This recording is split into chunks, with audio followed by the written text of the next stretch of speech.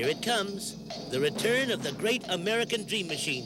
Here are highlights from the 1971-72 award-winning series of The Great American Dream Machine.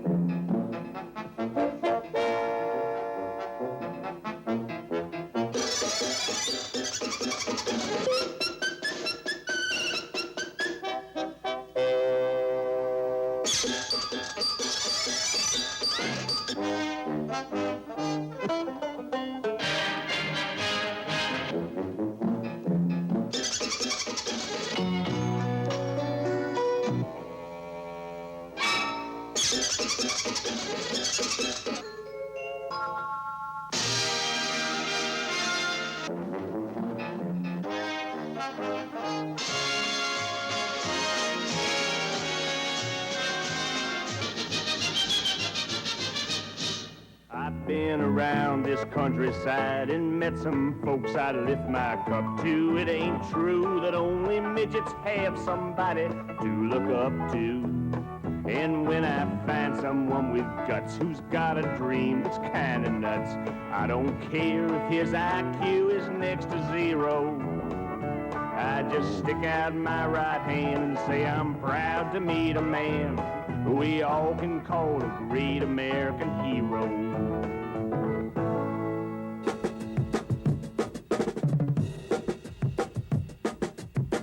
People always ask me, Big Daddy, where do you get all those strange ideas? And I tell them, well, I watch television a lot.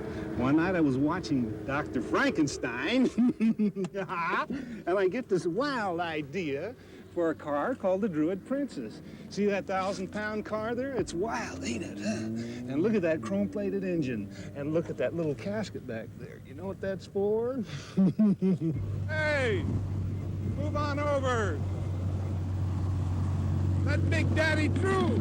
I was only 14 when I built my first rod. I had a 4-barrel Holly and a chrome dual quad. I did what I could with the parts off the shelf, but soon I got so good that I could do it myself.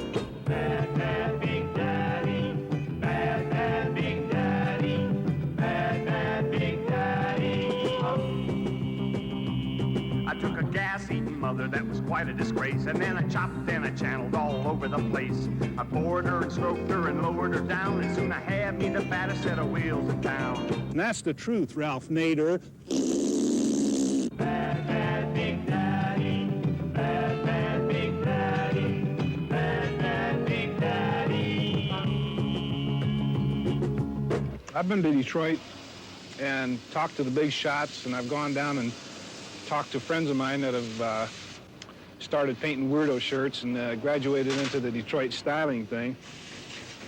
They all tell me the same thing, man. Their martinis are being drunken in there, and the big shot designer comes in and stamps his foot a little bit and raises a little cane, and they all go home and have more martinis. You know, it's a sort of a big orgy time in Detroit. Big Daddy, Will, you're so bad. When you're high on the hall, well, you're driving me mad. Big Daddy, Will, you're so weird. With the stars in your eyes and the bugs in your beard. The guys that work in Detroit, they're kissies anyway. I mean, they really have nothing going for them. All they got going for them is how to conduct themselves like gentlemen at these board meetings, and that's not where it's at. They got to get in there and use the machine. When Big Daddy says that the designer in Detroit is not too involved, doesn't want to get his hands dirty, I don't believe that's true. I think we get our hands dirty kind of in a different way. He does it perhaps in his shop, We do it on our drawing board, and we do it in our clay modeling, right here on the scene, working constantly, revising, adding, taking into account federal requirements, taking into account ecology in general, taking into account corporate philosophy.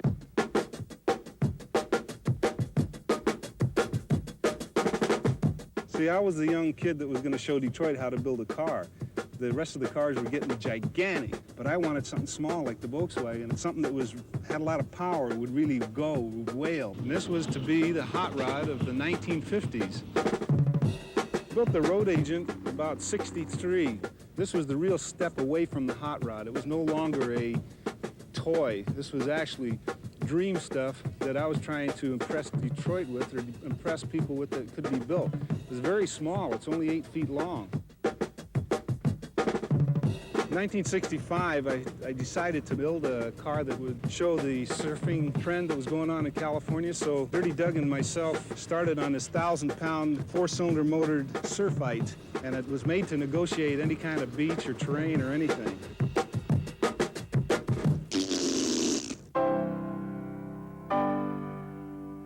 Big Daddy Roth seems to have achieved a remarkable synthesis of variations on a mechanistic folk theme using contemporary artifacts.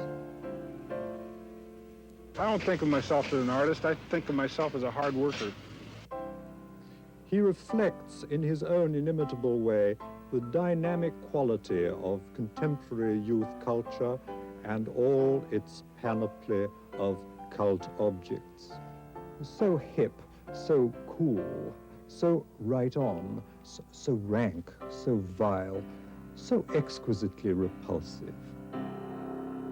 His influence, as far as design is concerned, I'm sure has an effect on the group out in California, but as far as what he has done as a designer and his influence on the domestic scene, I don't believe there is an immediate tie. I think his group is a very select group and one who's interested primarily in customizing automobiles as opposed to the kind of designing that I believe we do, and that's one of quality, function, style, sleekness, quietness, and all of the cliches that I think that are wrapped up and around the market that the people are interested in here on the normal type transportation vehicle.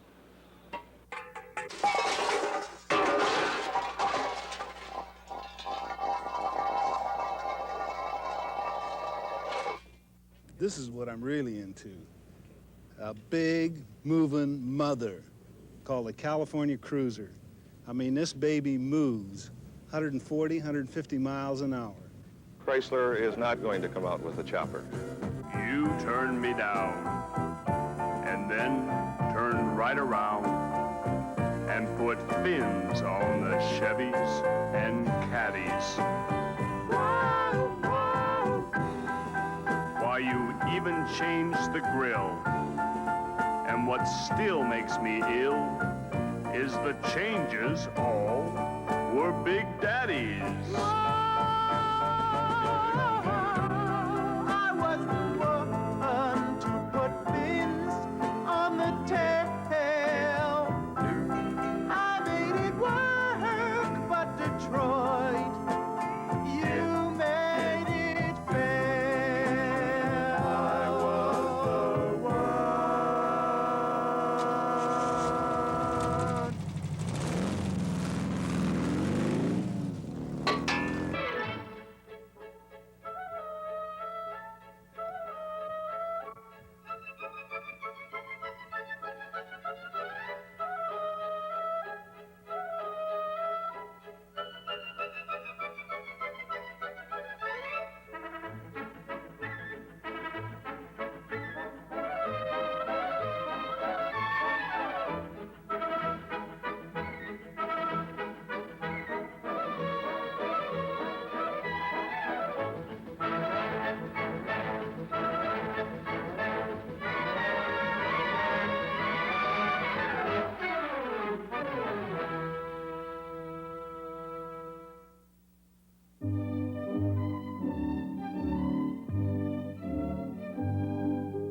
I think the great American dream machine is cars. The ideal car would have like 2 wheels and a seat and handlebars, One that runs all the time with no problems. That's my ideal car, with no gas.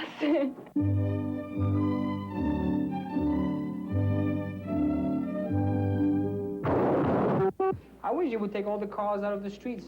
I don't know. I don't really think there could be an ideal American car.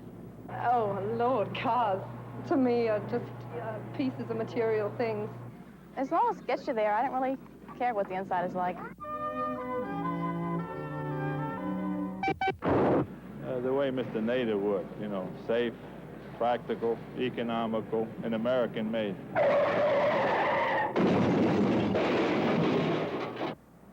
Safe. I think that the automobile people, because of the American public itself, has put too much stress on beauty and speed when they could have put all this money and all this energy into making cars very safe and completely non-polluting.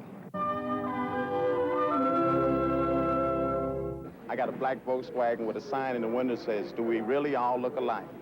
Volkswagen. The ideal car. I guess a Stutz Bearcat I'd like. Probably a Mercedes-Benz convertible. Best car would be the Citroën. A Bentley. I guess an Opel GT. A Mach 1 Mustang. Ferrari. Ford, I think. Four. Very possibly a Saab. Well, if I could afford the insurance, I'd like to drive a Corvette. If I had $1 million, I would have me El Dorado. A Fleetwood Cadillac. Cadillac.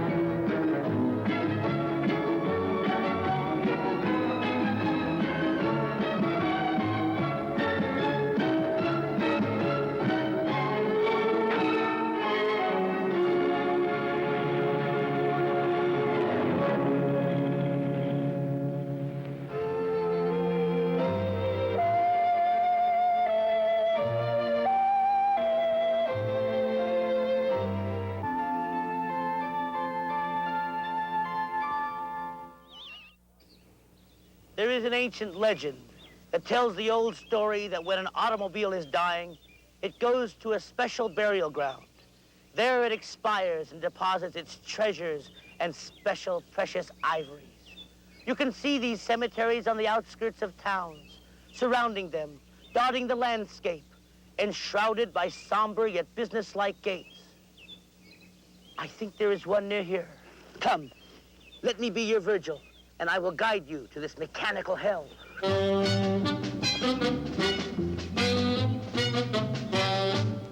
Trash, thistles and nettles and cockleburrs.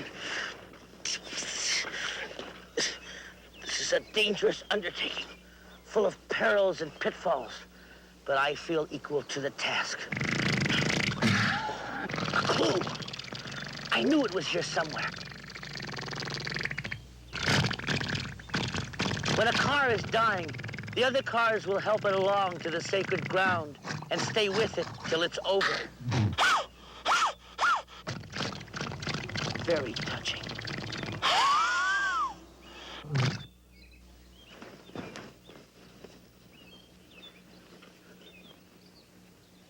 This is it. Abandon all horsepower, ye who enter here. Oh, poor, sad garden of twisted metal flowers and broken bodies. To paraphrase Ozymandias, look on these works, ye mighty, and despair. Ah, the river Styx.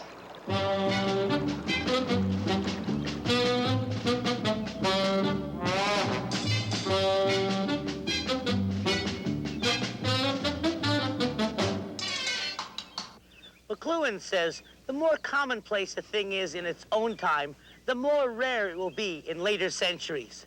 For the Greeks and Romans, the rare items have turned out to be the rudest and poorest of clay pots.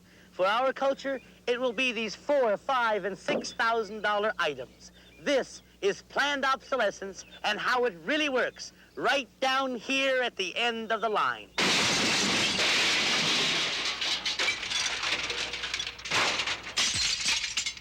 The high livers go out the fastest. The pony cars, the muscle cars, the full of ginger and spunk cars. And when they break, all the king's horses and all the king's men can't put their 427 cubic inches back together again.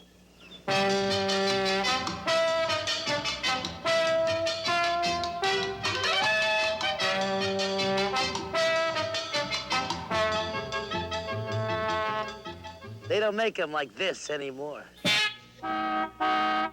In a recent 4-year period, over 24 million cars were scrapped. However, lest any of you fear that Automobilis Americanus is rapidly becoming extinct, let me hasten to reassure you that in that same period of 1966 to 69, over 33 million new cars entered this world.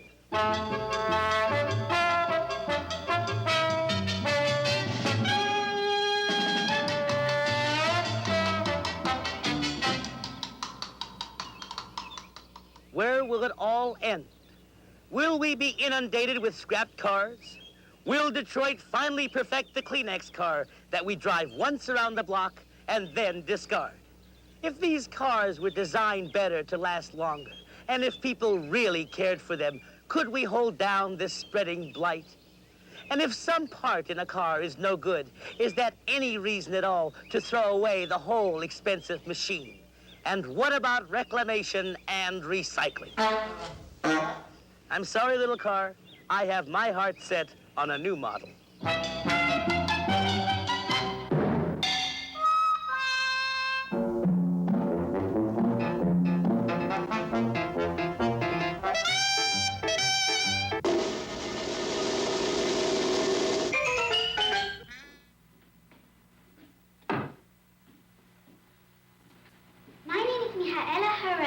I'm 10 years old, and I've been playing on this piano for 3 years. My teacher is Miss Catherine Parker from the Juilliard School of Music, and I am about to play for you the Mozart Sonata in C major.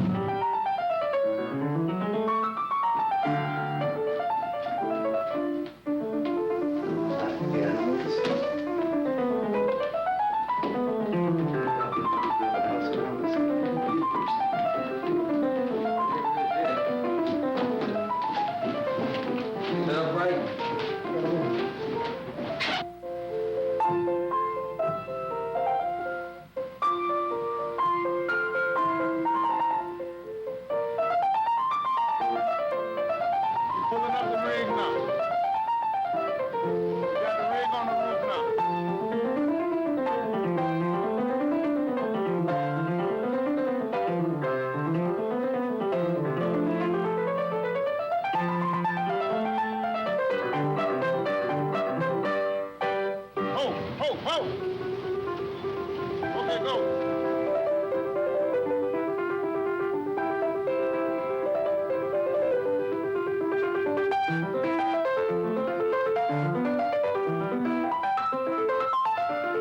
Okay, let's get the new piano out of the truck.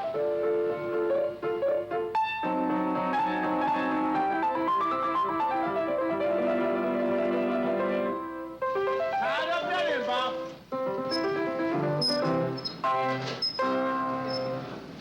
This piano move. You don't go to school to be a piano mover.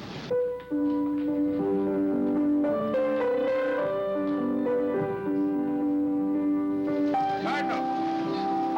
Tighten up. Hey, they got it now. Come on. Tighten up. Tighten up. Tighten up.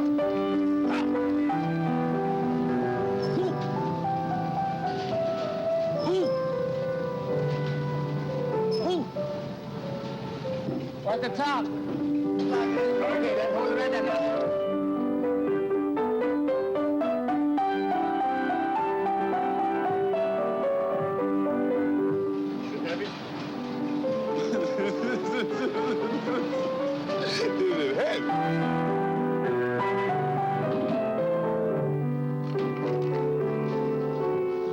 Hold it, y'all. Set it out a little more. You gotta pick it up, babe. All right. Down. Now, come here. Tell him to tighten up. Tighten up, Charles. We can't let down some. Hold on a minute. Tighten up. The piano's going back. All right, come on in. Okay. Watch yourself. All right? Come on in. Lay down. Move. Lay down. Lay down. Move. Lay down. Yeah. All right? Come on. If you do some work and shut up, baby, quit telling me about how they gonna come in here. You need strength. That's about.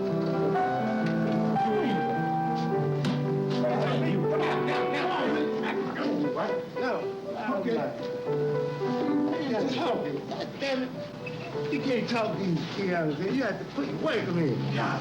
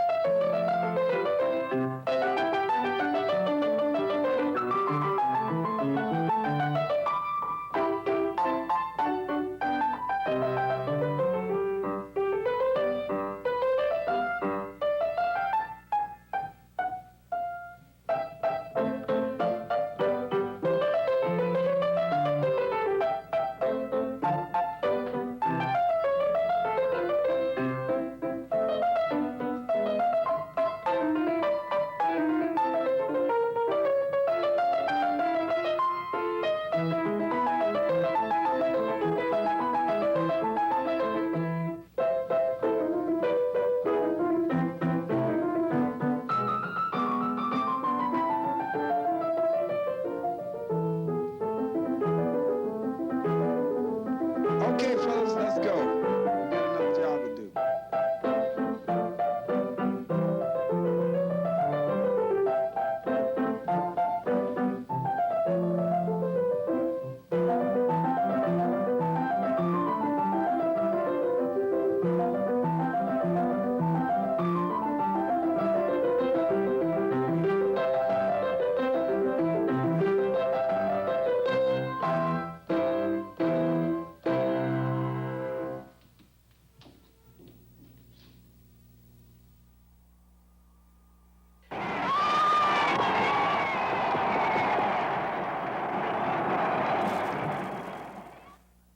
Tonight, I'd like to say a few words on behalf of politicians.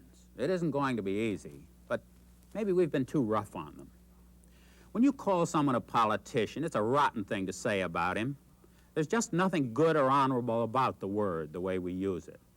Look at the way we treat some of these great leaders of ours. We poke fun at what they look like. We act as though they were paid entertainers performing on a stage for us.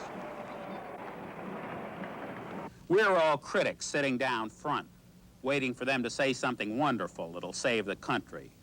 Every once in a while, just to give them enough encouragement to keep going, we applaud them a little. We've tried to figure out why politicians are held in such low esteem by the rest of us, and we've come to a few general conclusions. First, take a look at the whole political process. A man among us who is naturally constructive and optimistic about improving the way we live decides to devote his life to politics. He has noble ambitions. He's going to do something for his fellow man. He's going to run for office. That I announce my intention to seek with all possible vigor and determination the Democratic nomination for the presidency of the United States. Now, the first thing he's got to do, if he's going to get us to vote for him, is let us know who he is.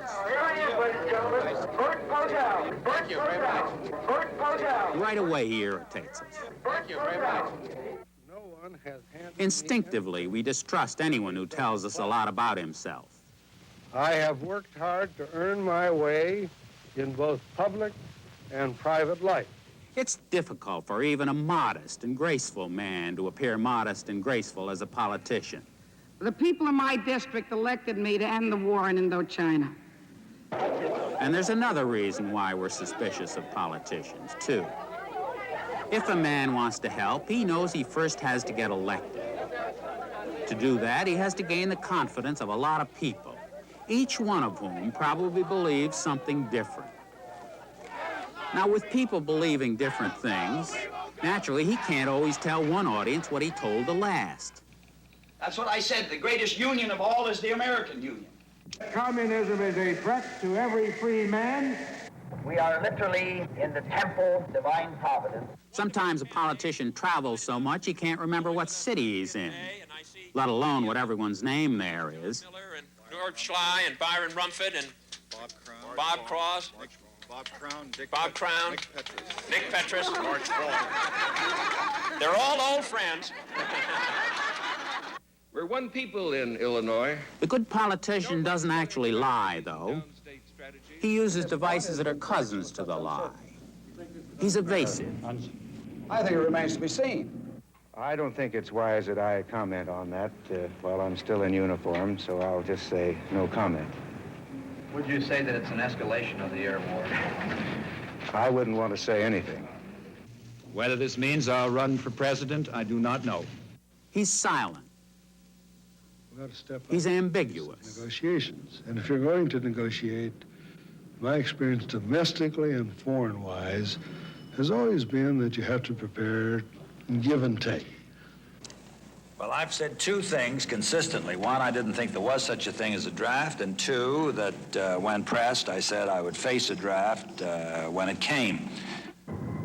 In their efforts to appeal to special interest groups, politicians subject themselves to a variety of indignities. This may endear them to a small number of those specially interested, but it makes them look silly to the rest of us watching on television. To say something needs changing is one thing, but once a politician is elected, he has to decide exactly what has to be changed and how. That's a lot harder. I'm not going to announce now the decision that I will make. I cannot promise, and I would not want to hold out any false hope. This is a problem that is not a problem for government. We cannot solve it. The necessity for deciding what he really thinks about something and then doing something about it makes a politician unique. Most of us live our whole lives without deciding what it is we really believe in. We ad-lib our way through each situation as it arises. If we do have strong opinions, we keep them to ourselves where it might hurt us socially or economically to say anything about them. Faced with tough decisions, we don't make them. We lie in the sun, or have a drink, or decide to go to bed and think it over. And finally, we put it off until it's too late to make any decision at all. A politician can't do that. He has no place to hide. Whether he decides to declare war or raise taxes, he has to do it out in the open where everyone can see him.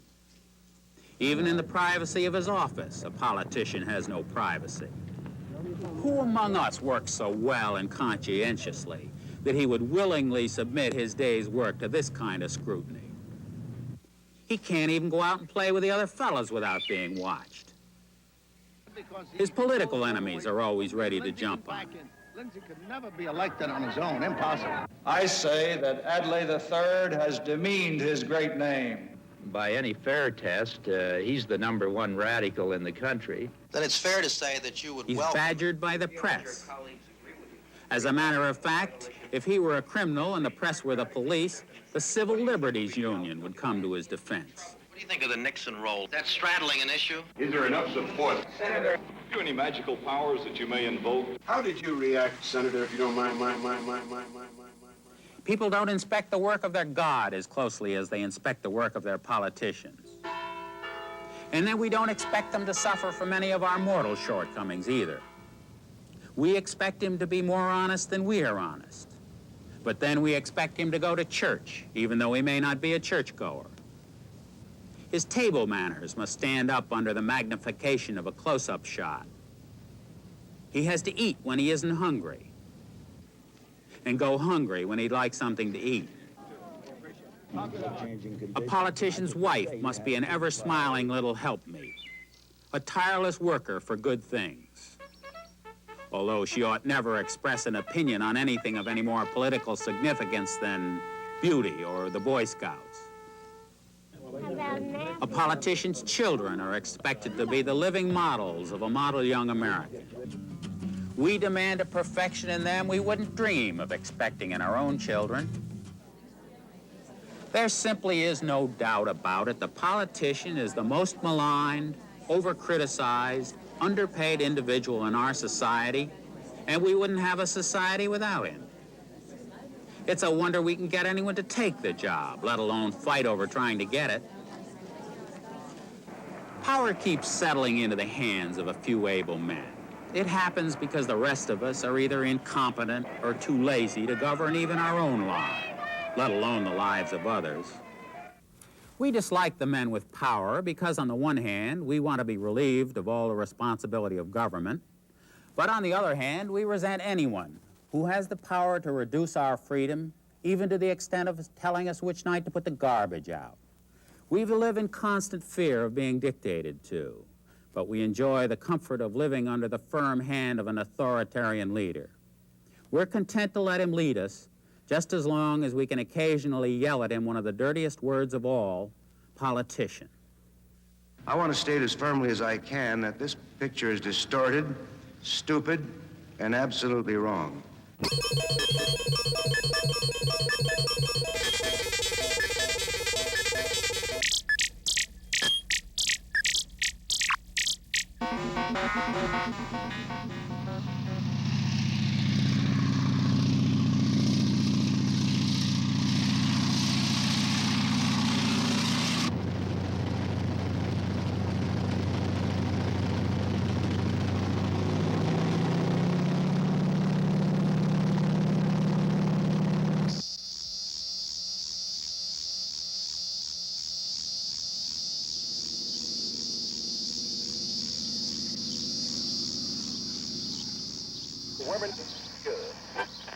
It's standing, the Mississippi River standing at 20.25 feet, and that's up 0.4 of a foot since yesterday.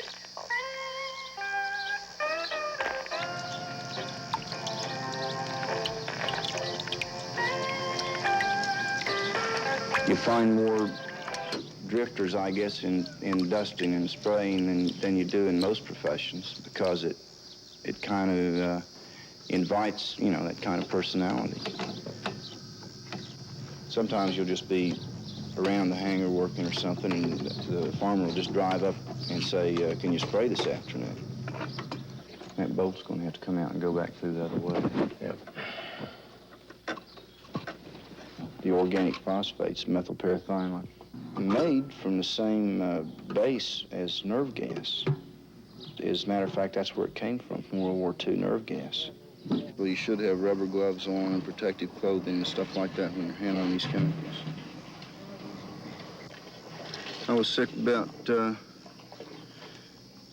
weeks ago, and it was totally my fault. I got a pretty heavy exposure to it. I was cleaning out a hopper. I was exposed pretty heavily to it in the concentration that we put it on the field. which is pretty strong. And you get headaches and your vision gets blurred, sometimes fever and all that sort of thing.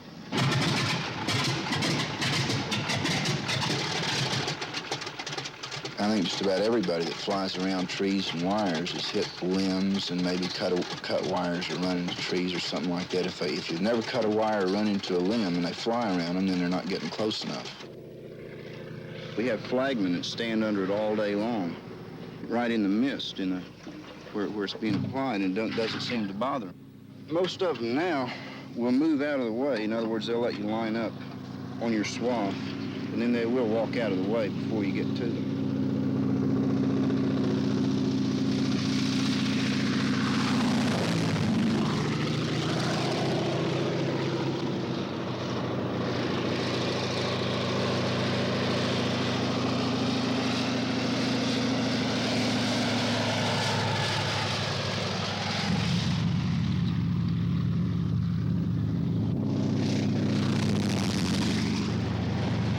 Of course, there is a lot of concern now about pesticides affecting the ecology. And I don't think that anti-pollution causes is going to cut down our spraying, because I feel certain that they'll come up with acceptable substitutes if the pesticides are used now are banned.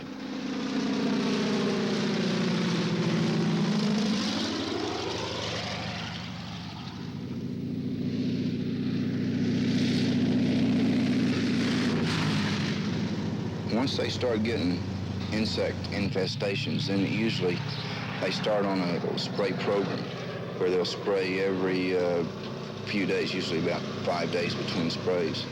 You'll have some insects that are resistant to the spray that'll be left over. And within just a few days, you'll have another population. So maybe in one season, you'll spray the same field 13, 14 times. I think all pilots get some kind of enjoyment flying close to the ground and in and out of fields with obstacles and that sort of thing. It's a unique feeling. Knowing that if you do make a mistake, that there is a certain amount of danger in it, of course keeps it interesting and keeps you from getting too bored with it. Pesticides are, by nature of their job, they are toxic.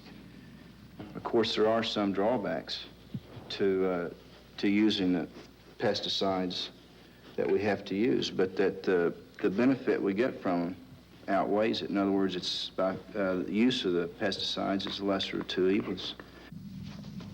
The way I look at ag farming, crop dusting is I do it because I enjoy doing it,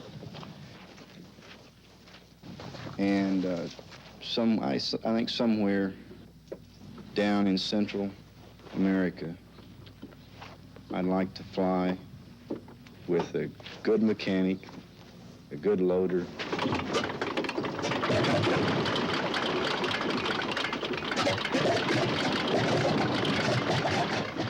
and make maybe 50 cents an acre as pilot pay, and have a house on the beach and all that sort of thing.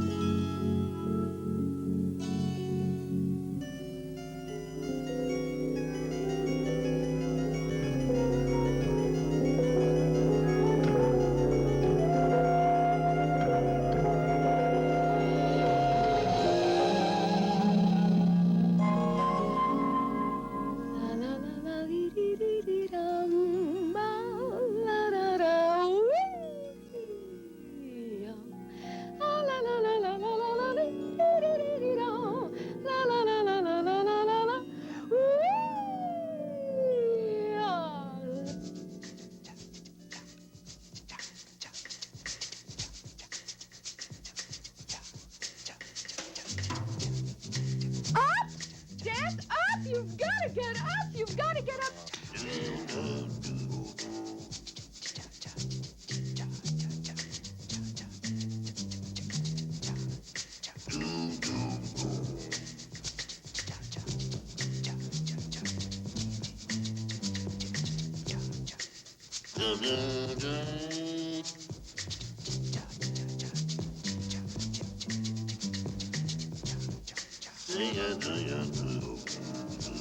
Just ran over a snake. I have never seen so many animals. It's the way you drive! I'm a good driver. You're a good driver. I You're am the a worst driver. very- Oh, you're an impossible driver. Why, because I killed a few rabbits? Slow down, will you? Slow down. You're ruining my reputation. Slow down. Sure, I can't keep up with you. You're winning. You're winning. You know what you're doing? You're overpopulating the world. I want more war, more famine, more poverty, more starvation, more death. People dying from famine, poverty. Oh, sure, be happy. Keep on singing. Not listening to you. I'm making human animals and Keep on. Have you ever heard of birth mountains and control? oceans. Birth control. You know what's going to happen? 50 to 100 years from now, you'll have to have a license to have a baby.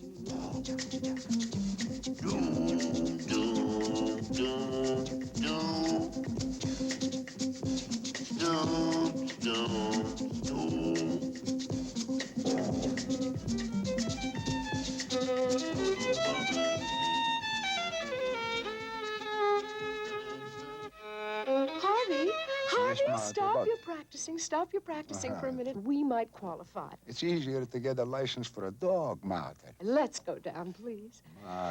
Mater, I told you 100 times, I'm not a scientist. I'm a violinist. Oh, Harvey, now they want culturally oriented. We're... Mater, not again. We've done it 10 times before. You can pass the test. You're a magnificent violinist. The world loves you. Let's go down to the sperm bank now, please. All right, let's go to the sperm bank. Let's go to the ovum bank. Oh.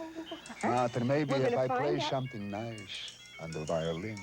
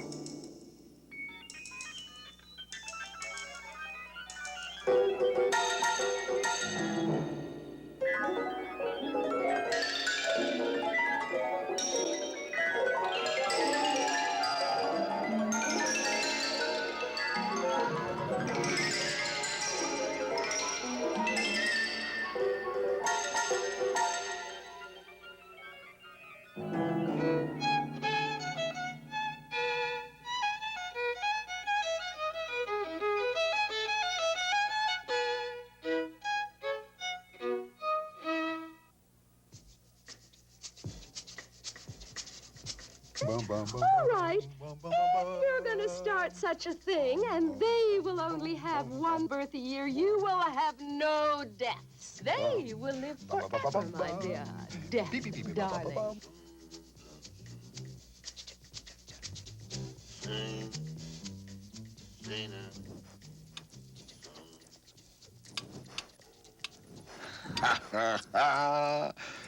Today I am 225 years of age. So, I'll drink a toast to myself. I remember my first transplant. I was around 52 years old. Somewhere around there. Is it my right or my left kidney? Here's to my original kidney. That reminds me of the time I was 100 years old. I didn't know who I was. An identity crisis. I had Mabel's left ventricle, I had Ferguson's right ventricle, and then the most important one of all, A brand new, young, unused pelvic region.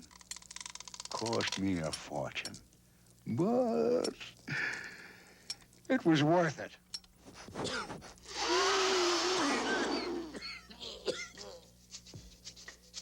You'll be extinct. You'll be forgotten. How can I put up with you? You're pushing me. Now don't push me to the brink.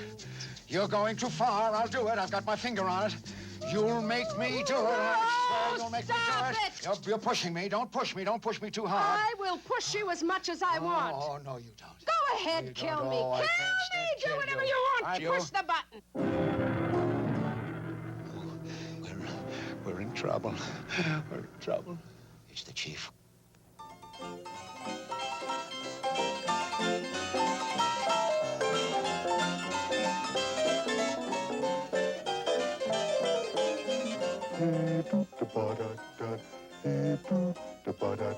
Stop fighting. Give up war games. It was good.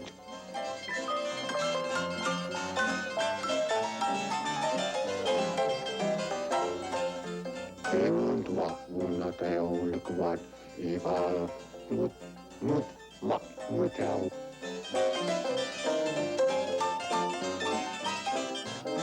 Tuolla Global School Sabbath. You don't do that, you don't do that, niin muokat Buddha Love Oceans. Mutta not food, show do that. Feed yourselves. Control your numbers. Planning. Odds.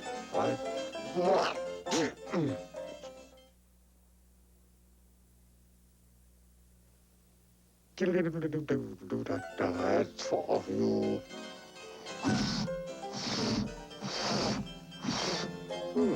Brand new planet.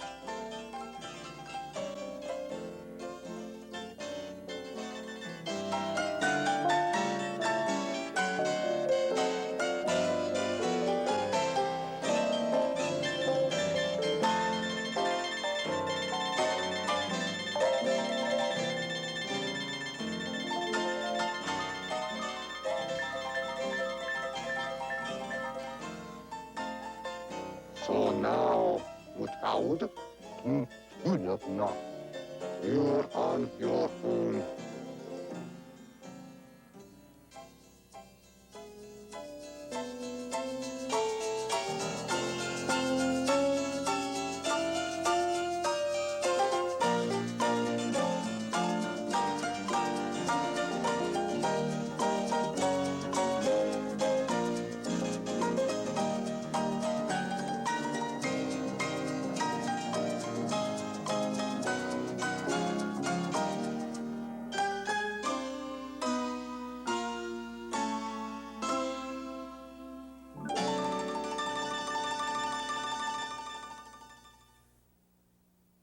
Come here. Tell him to tighten up. Tighten up, Charles. We can't let down something. Hold on a minute. Tighten up. The piano's going back. Come on in. Okay. Watch yourself. All right? Come on in. Lay down. Move. Lay down. Lay down. Move. Lay down. Yeah. All right? Come on. If you do some work and shut up, baby, quit telling me about how they gonna come in here. You need strength. That's about.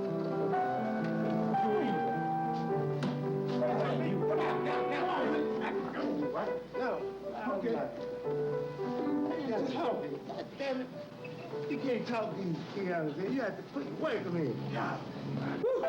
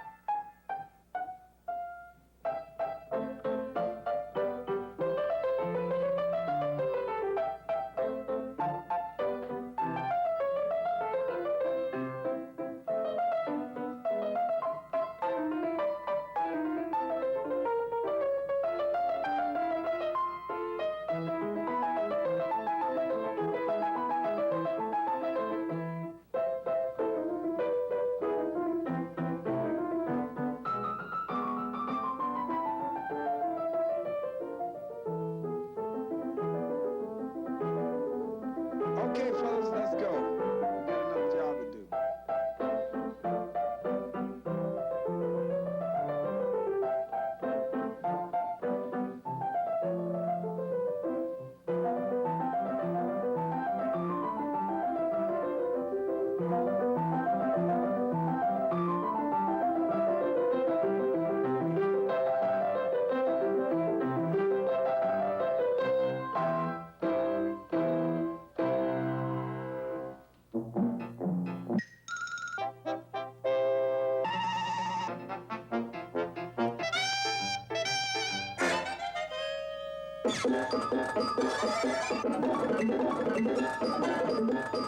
Does anyone know who said death is nature's way of telling you to slow down?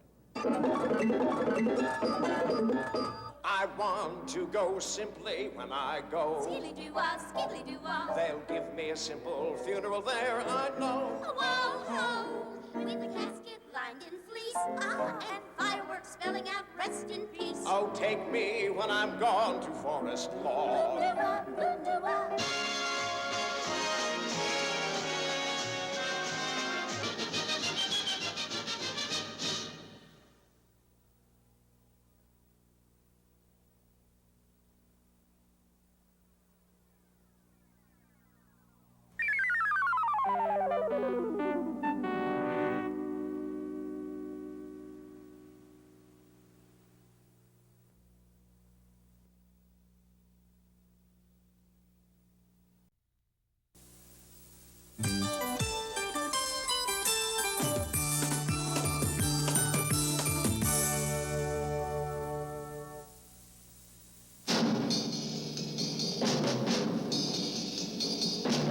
Here it comes, the return of the great American Dream Machine.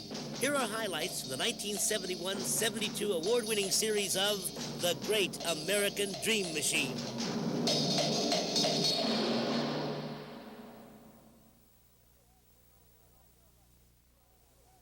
In all your life, you will have only one opportunity to die. And so tonight, I want you to consider your death and the impression you will leave behind. It's so important. Your last words will be your last words. The final chance for you to correct the gross impression you've been leaving of yourself all over town. So here I am tonight to give you a few helpful hints. 1. You don't want to be caught unawares like Washington Irving, who said, "Well, I must arrange my pillows for another night," and then died. Or Lewis Carroll, who said, "Take away my pillows, I shall need them no more." Pillows, pillows, pillows, all this talk about pillows. When it's curtains, boys, you don't want to talk about pillows. So rule number 1 is forget the pillows. Be uncomfortable. It's worth it. 2, pick a good subject. The nature of the beyond, which you will be in a better position than most to appreciate, is very good. Thomas Alva Edison told us that. He said, "It is very beautiful over there." We've all felt reassured ever since. Charles W. Eliot, the educator, said, "I see mother," which may not be everyone's ideal heaven, you understand, but it suited Charles W., obviously a mama's boy. 3, don't plagiarize too obviously. For example, if you go out saying, "It's a far, far better thing that I do than I have ever done. It's a far, far better rest that I go to than I have ever known," you run the risk that someone will remember the book or the movie and you'll be checking out as a copycat. 4, speak clearly. Make sure your mouth is empty. Remove all tubes if you have to. Have a pleasant, open attitude. Don't be cranky. Henrik Ibsen was cranky. When his wife told him that he was looking better, he immediately sat up in bed and shouted, "On the contrary," and died. And you don't hear people quoting that right and left, do you? And no wonder. So remember what I told you, and you'll go out a winner, ready to join the immortals in more ways than one.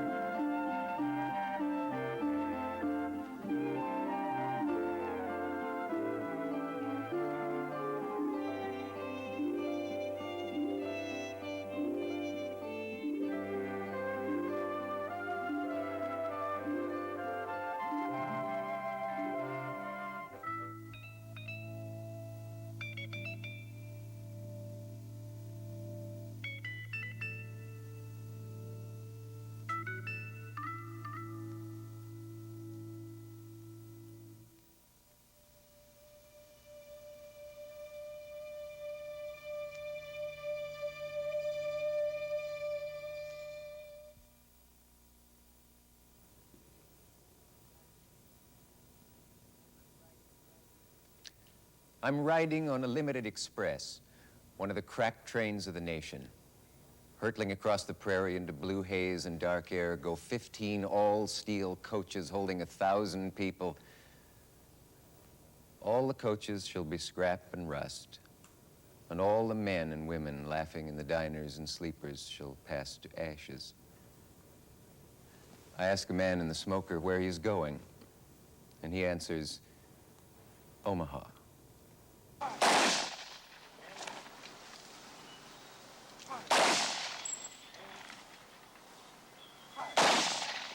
Well, Elmer here might go to heaven or might go to hell. I'm not sure. And when you die, you're not there no more, right? You go on the ground, that's all. Are you going to heaven? You think so? Huh?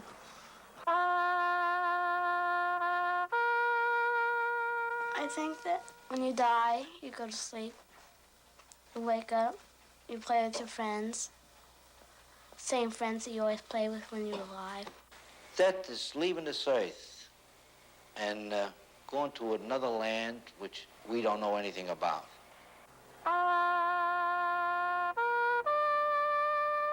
Things just have to die. They live and they die. And I don't want to be buried. I don't want to be confined. I don't like to be confined. I want liberty. Well, you have to die, so. But I don't want to.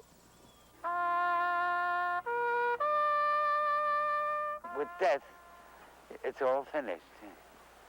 You don't have to worry any longer. You're in. You made the team.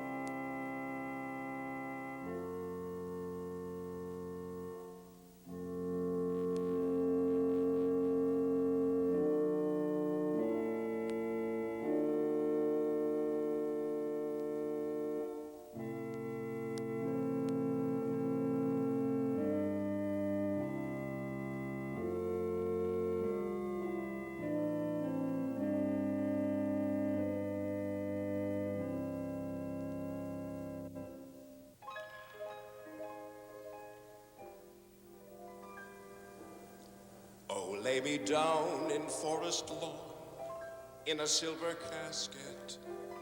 Put golden flowers over my head, in a silver basket. Let the drum and bugle corps blow taps while cannons roar.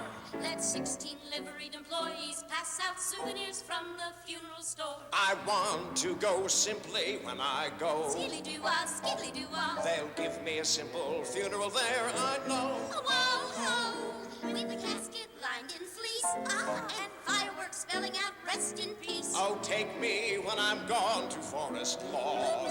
Bloo-doo-wah, skidly-doo-doo-doo. Oh, lay me down in Forest Lawn, they understand there.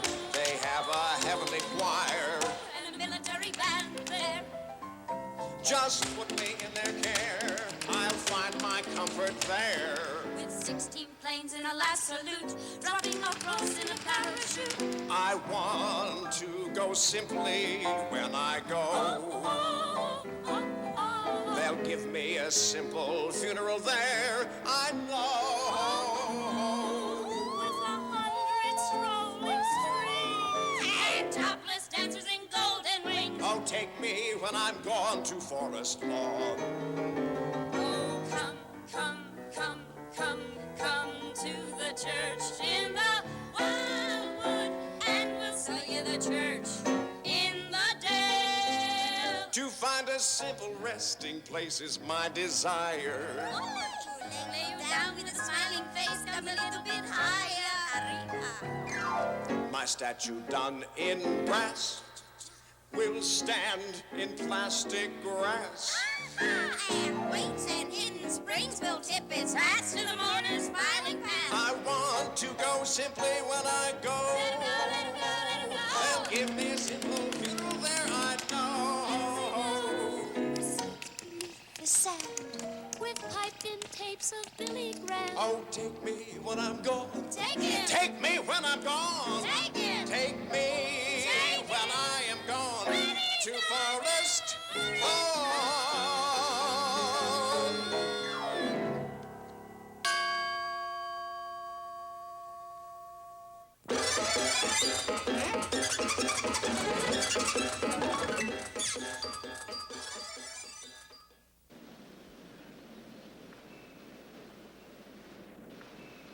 The doctor was a lady doctor, and she looked a little bit like a hawk. She was a little bit fiendish looking, but she was, she said,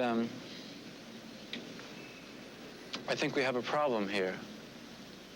And my head flashed. I knew something was disastrously wrong, but I'd ignored my own warning. Just the look in her eye, she was blinking. You know the way people blink when they have something disastrous to tell you? And she said, we have a bit of a problem here. And I asked quite naively, well, what do you mean? But in my heart was racing when she said that. And she said, well, you have acute leukemia. I was confused, if anything. But I did have certain positive feelings. And one was that of the total sympathy I would get from all people by making a kind of grandstand play and announcing it. And it was almost a sadistic feeling. I called up countless people, person after person, and said, guess what's happened to me? And that felt good. And everybody came over and kissed me and loved me and hugged me up.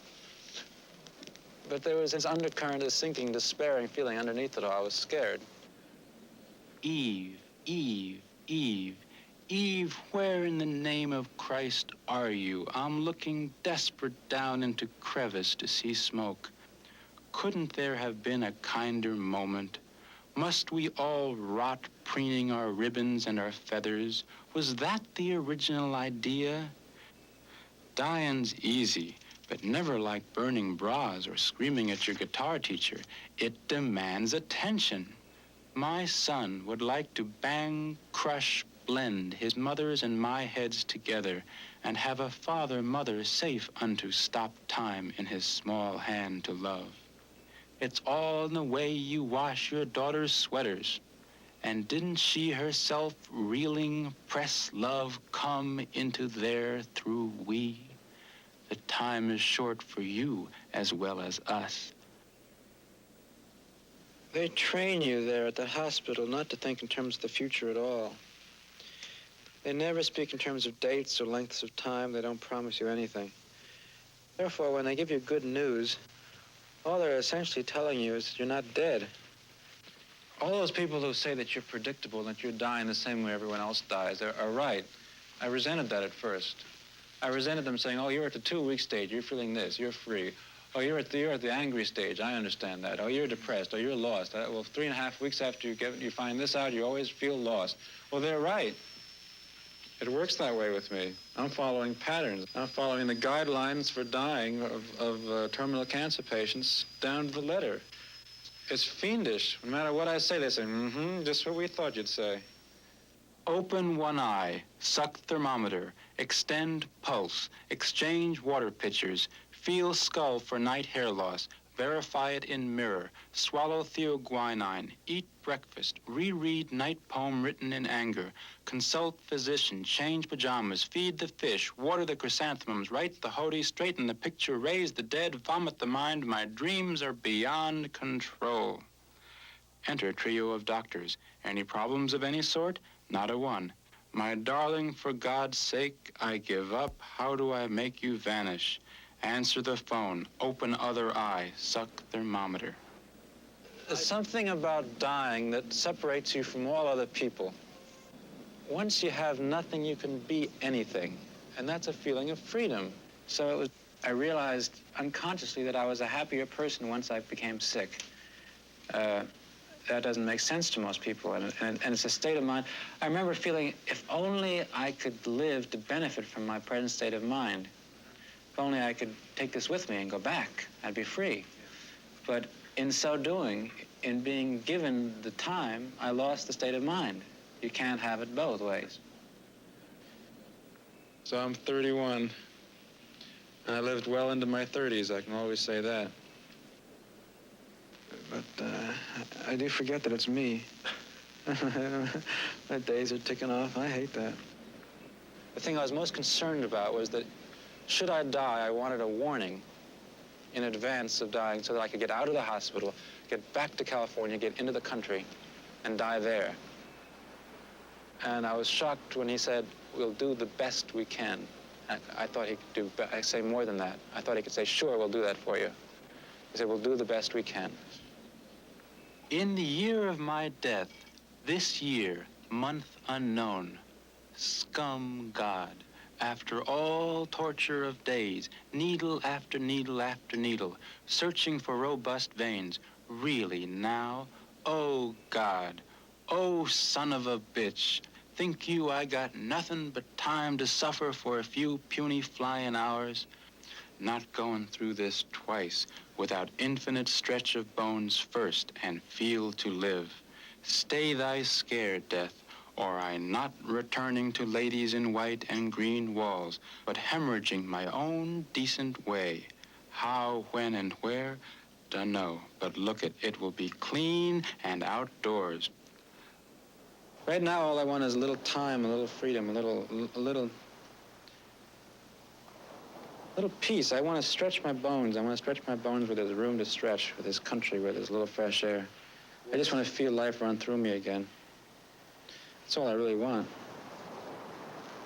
I'm sick of dying. I tell you, it's a drag. It's a waste of time. Makes me depressed.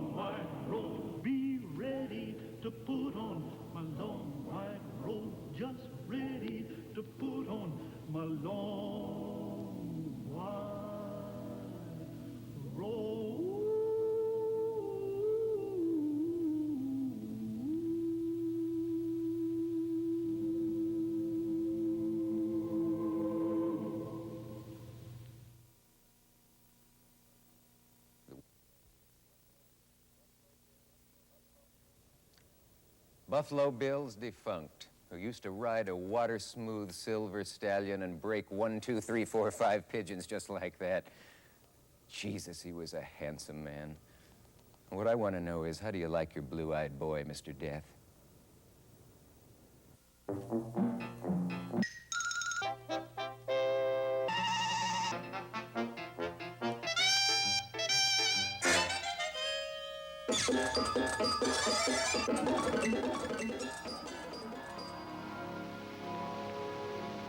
That's what I said, Mr. Pendleton. You are dead.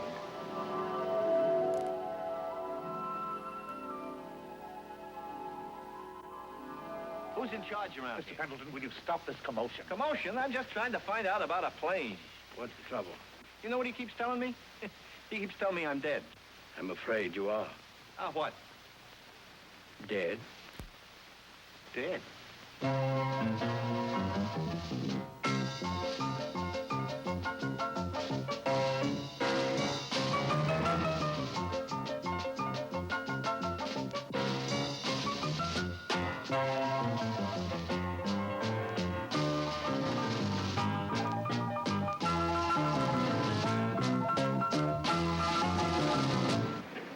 Don't you love me? That's the tough part of it.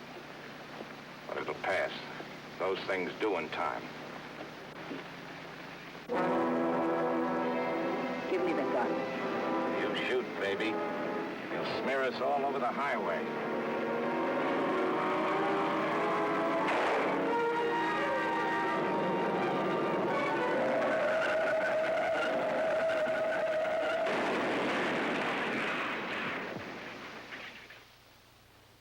Killing you is killing myself. The same thing. But you know, I'm pretty tired of both of us.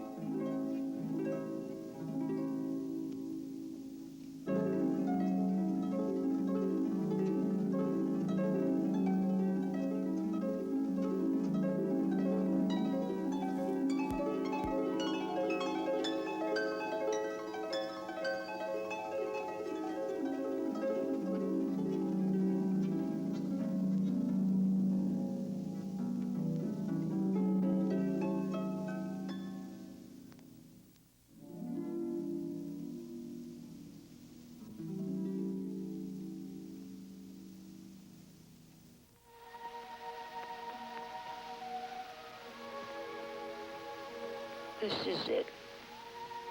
For me, Rip. Isn't it? I wouldn't kid you, Mike. I wish you could put me in your pocket now. Like going out the jump door. Hold your breath and just let go, Mike. Don't fight it. You're an animal, Mike.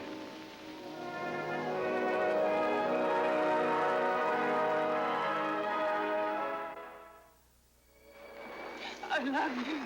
Oh, don't cry, honey. Don't cry. I had to do it, man. I had to do it. Of course you did. Let me hold you.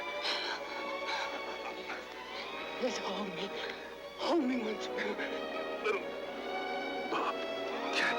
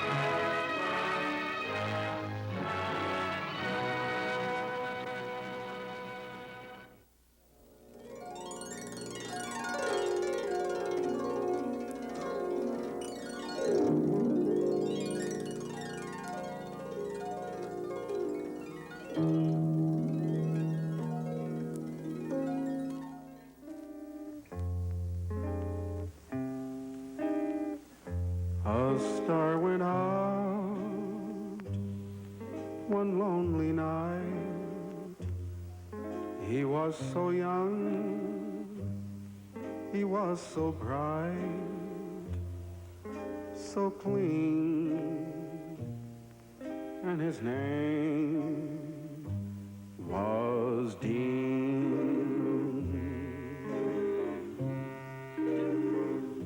The angels carried him away, and as they passed the Milky Way,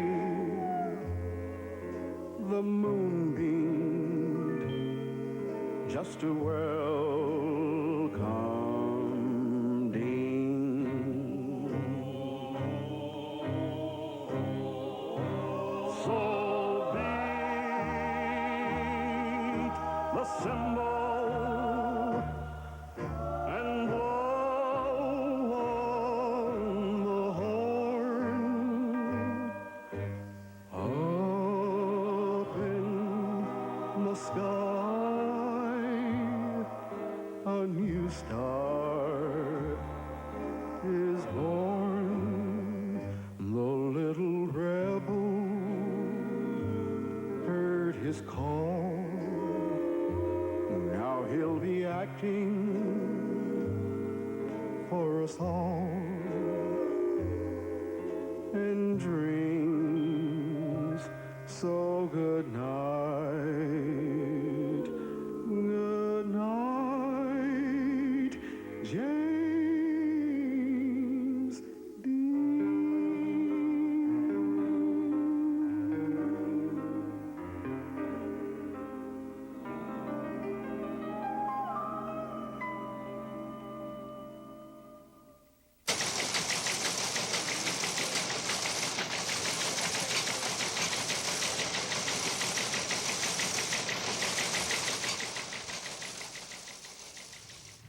Is there sex after death?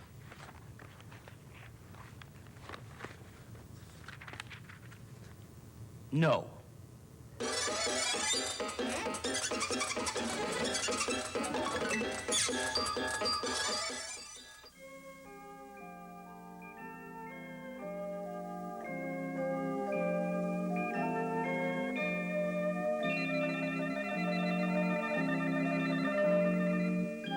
Dear God, when you die, is it something or nothing? Love more.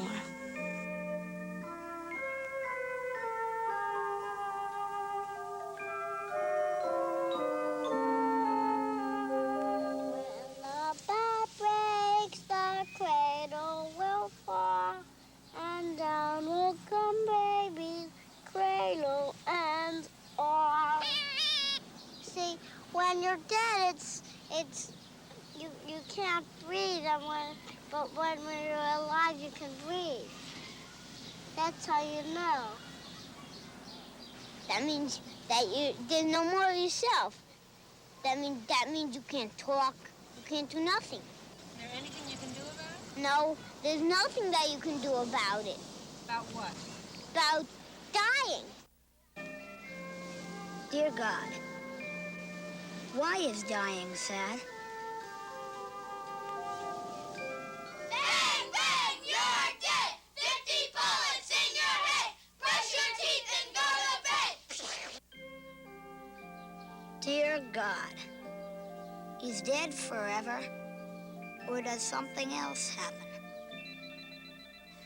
Well, some people go to hell and some people go to heaven. And some people like to get burned into ashes when they die. A pocket full of rosy ashes, ashes, we all fall down. I like to die sort of like a heart attack. That's the best way to die. And also when you're asleep by old age. Dear God, does everybody have to die? Do you ever make exceptions? Well, death is a very sad thing if it happens to your grandma, your dog, or something like that.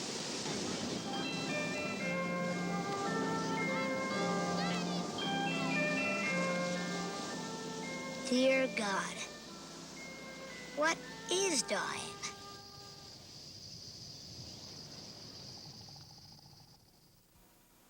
My dad's buried in a small cemetery right next to my home, which I can go to my bedroom window and look out and see the grave when there's no leaves on the tree.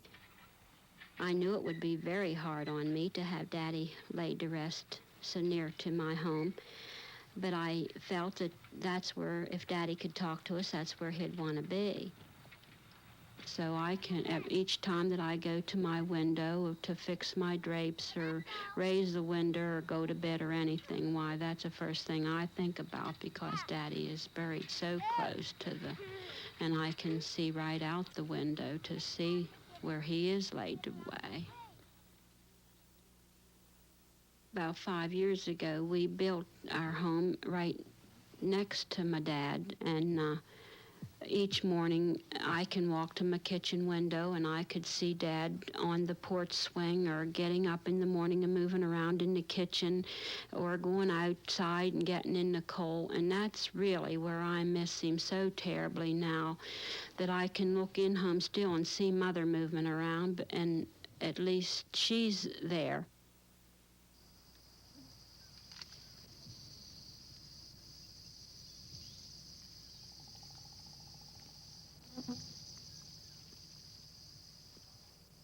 Sunday, he was all right. There was nothing wrong with him. And then Sunday morning, he went up to the sawmill that he used to saw for the guy. He was all right. There wasn't nothing wrong with him. We came home. There was a terrible storm came up. And he said to me, "You're not going to church in this storm, were you?" I said, "Well, I'm going with Bill in the car." And he was all right. There wasn't nothing wrong with him then. And he said he was all right at 8:30, and I come home for 8:45, and I sit down out on the porch, and I heard him hollering, and I just sat there a little bit. It was so warm. And then the phone rang, and I come in to answer it. When I come in the house, why, he hollered again. And I knowed right away. I was talking to June, and I knew right away there was something wrong. And I said, "Oh, my God, June, something wrong with your Daddy." And I threw the receiver down, and I ran up the steps, and there he was, and in his stroke. He said, I couldn't understand what he was saying. He was talking funny, and I took back down the steps and called the children all and got them to come home. And then I run and hid because I was so nervous I couldn't stand it. And I went out at Bill's and got in the back room so I wouldn't hear the ambulance going. I just couldn't go with him, and I just thought I couldn't bear it. And they came home and told me. I just didn't know what to do. I just went all to pieces. That was all. I just thought I couldn't be. Dad was buried in a work suit, just like he always wore when he was working. Same identical thing as he wore to work. It's what he was buried in. We got criticized for it, but that was Mother and Dad's wish, and that's the way we done it. They didn't have a suit down there too good for Dad. We wouldn't have bought him if they'd have wanted it, but they didn't want it, so we carried out their wish.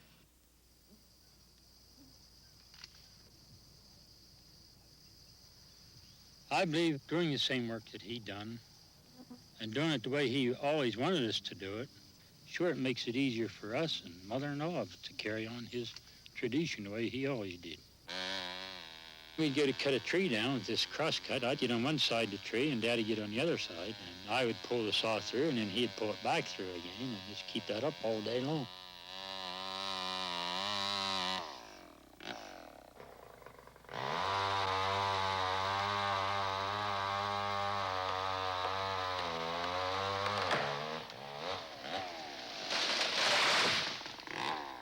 He was a woodsman from start to finish, and that's the way it ended up. His dad had accumulated a lot of land, and he had over 2,000 acres. The boys and I now, we're trying to hold it together, like not doing perfect, but we're trying.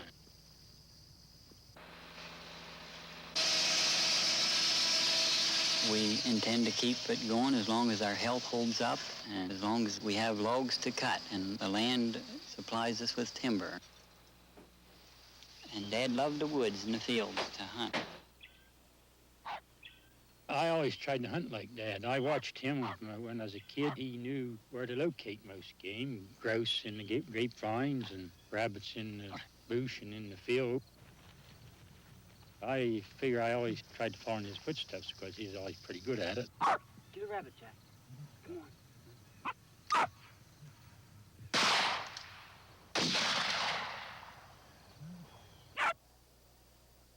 Well, he looked like Bobby, and whenever there was a lady told me some time ago that Bobby went up the road with a load of wood on, and if she would have known my husband was dead, she'd have thought it was him in the truck because it just looked like him. He even didn't have much gray hair as Hallie's got. He wasn't very gray whenever he died. They've even made comments about Hallie looked older than his daddy did. I've heard several people say that. I guess with my hair short, it's cut like Dad's, and then with no teeth, why, Dad had false teeth and he didn't wear them.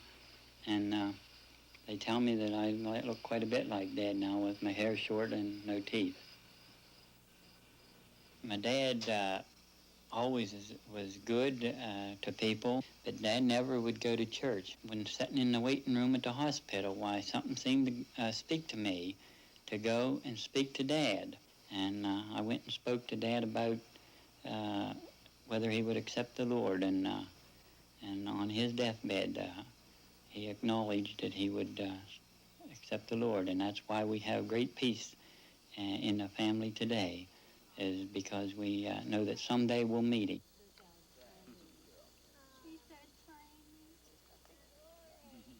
He died real easy, they say. He just drawed a long breath, and that was it.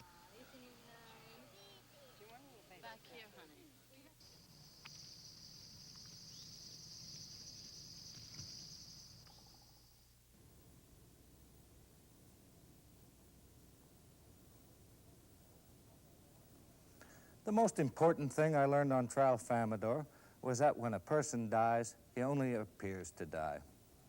He is still very much alive in the past, so it's silly for people to cry at his funeral. All moments, past, present, and future, have always existed, always will exist. The Tralfamadorians can look at all the different moments just the way we can look at a stretch of the Rocky Mountains, for instance. They can see how permanent all the moments are, and they can look at any moment that interests them. It is just an illusion that we have here on Earth that one moment follows another one like beads on a string, and that once a moment is gone, it's gone forever. When a Tralfamadorian sees a corpse, all he thinks is that the dead person is in bad condition at that particular moment, but that the same person is just fine in plenty of other moments. Now, when I myself hear that somebody is dead, I simply shrug and say what the Tralfamadorians say about dead people, which is this: so it goes. And so on.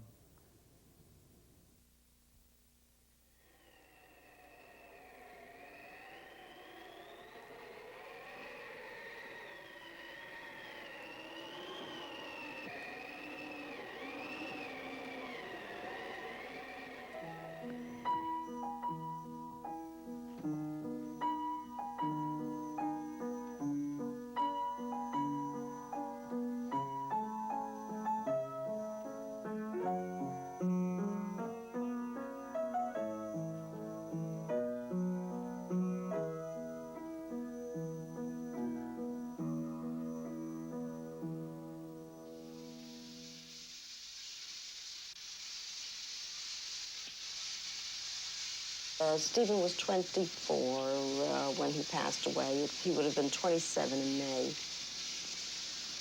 When Stephen died, we called the society to come in to have him frozen. They made all the preparations and also asked me whether I'd like a religious service. I said if it were possible, I would. If it couldn't be done, well, just forget about it. As long as we did this was more important to me. But they did arrange it. We had a rabbi there. Everything was handled very normally. To be there at the service, you would not think that there was anything unusual. He was in a casket that was in dry ice, and he was removed to the capsule later on after the services. Very, very normal type of procedure. Of course, I feel that Stephen is dead. Clinically dead is how they put it. And but everybody in the movement, doctors and all, seem to feel very hopeful that there is a good chance for him sometime in the future when they do have a cure for the disease. Death is only something that one man pronounces on another. Stephen and I had discussed his membership in cryonics many times. I wasn't too keen on that, especially when he became ill. But there was one thing that he had brought out to me, and it was very important to him, and I think this came about when he lost his father. It was his first experience with death. And the finality of just leaving somebody at the cemetery, probably somebody, of course, that he cared for so much, I think hit him very strongly. And I think he was actually groping for something like this, looking for it. This was, of course, long before we knew about cryonics. And when he told me that this was what he wanted, I didn't fight the idea. And when he passed away, this is what we had done.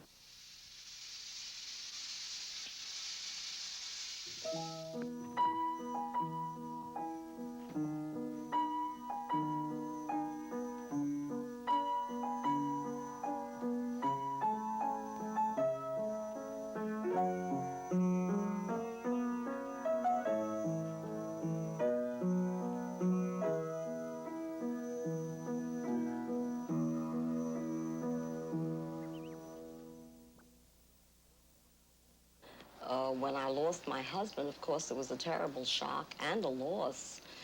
And, of course, with Stephen, it was too. But there just isn't the same feeling of finality in the situation. You don't feel that you must accept. You've been to funerals, you know what happens there. I mean, I think the worst part of it is just leaving the cemetery and you know this is it. So, with the cryonic suspension, this isn't true. Whether anything ever comes of it or not, at least you feel you're giving this person even the millionth of a chance that they wanted.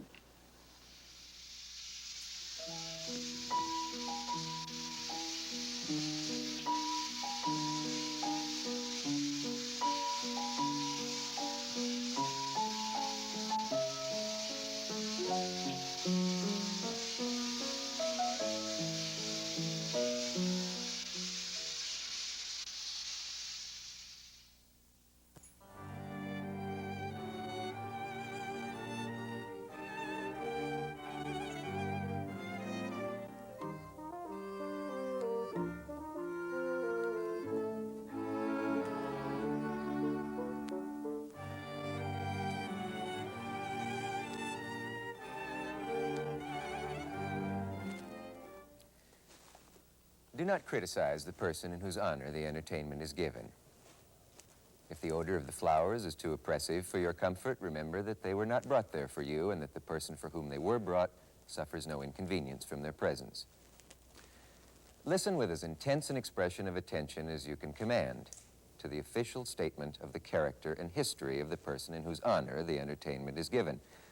And if their statistics should seem to fail to tally with the facts in places, do not nudge your neighbor or press your foot upon his toes or manifest by any other sign that taffy is being distributed.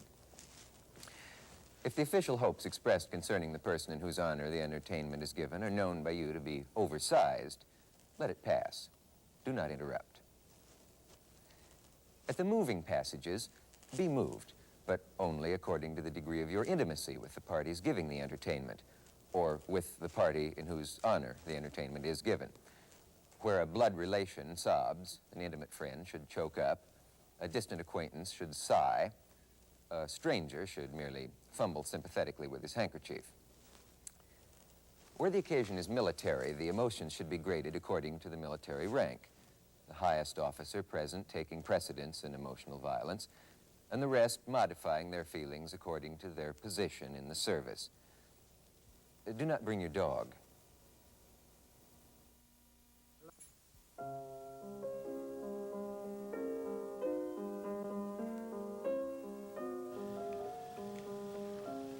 It is better to avoid the words died, death, and killed in such letters.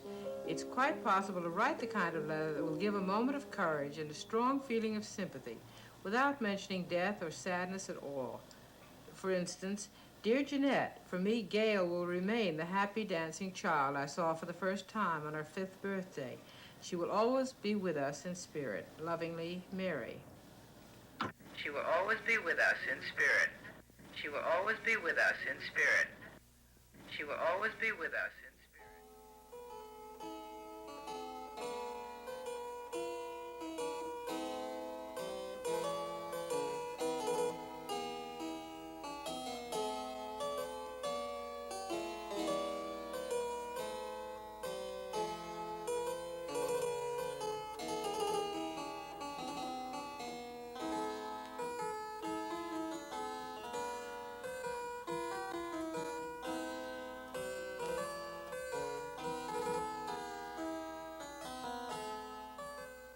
an inspirational poem written especially for the saddened heart, now deep in grief, to bring new hope and sweet relief in knowing that this hour of sorrow will pass away in God's tomorrow.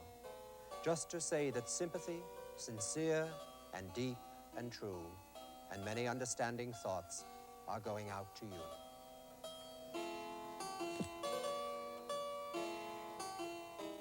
You cannot say, you must not say that he is dead. He is just away. With a cheery smile and a wave of the hand, he has wandered into an unknown land.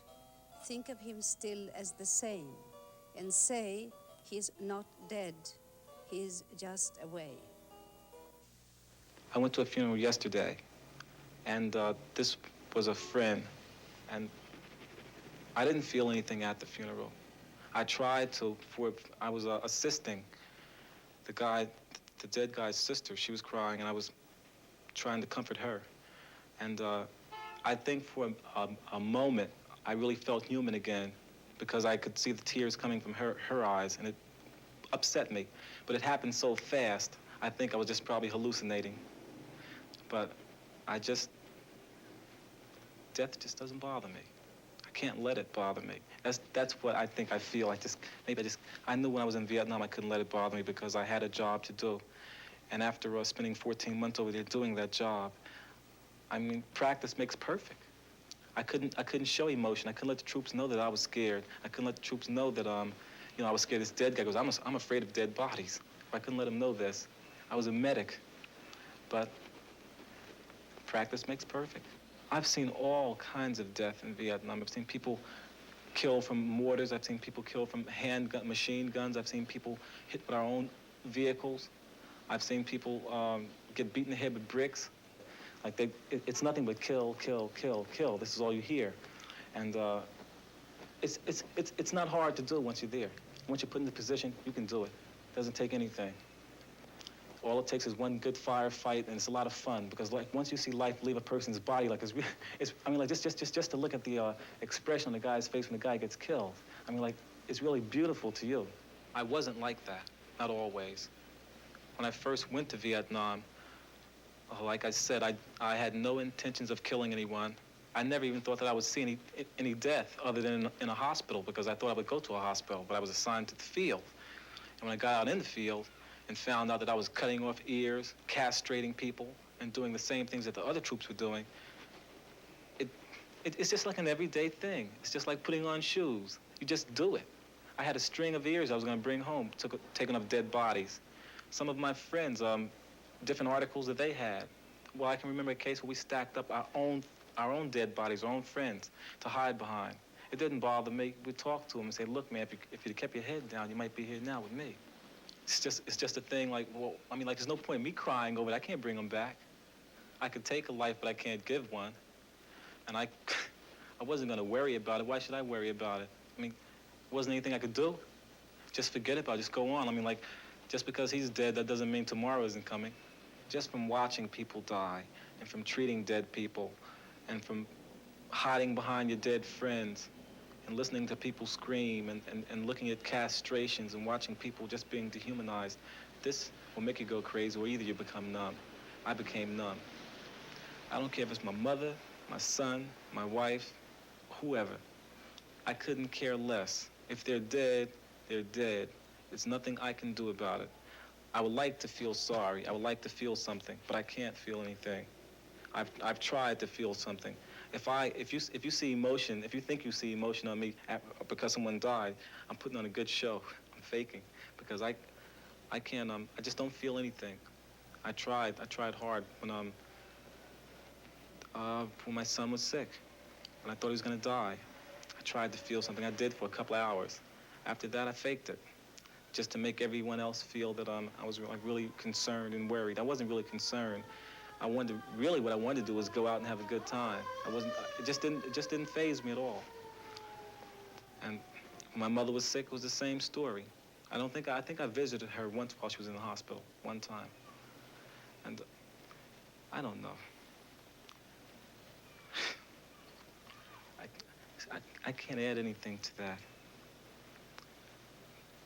Death just doesn't move me.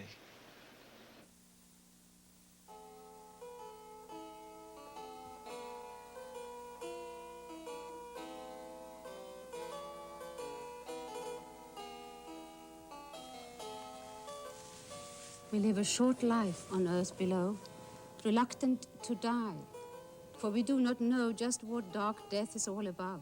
And so we view it with fear and doubt, not certain of what is around the bend.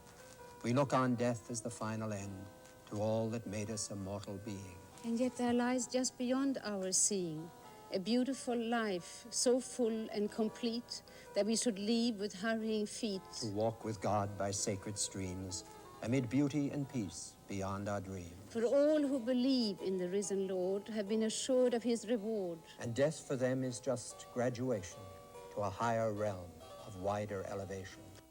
So death is not sad. It is a time of elation, a joyous transition, the soul's emigration into a place where the soul is safe and free to live with God through eternity.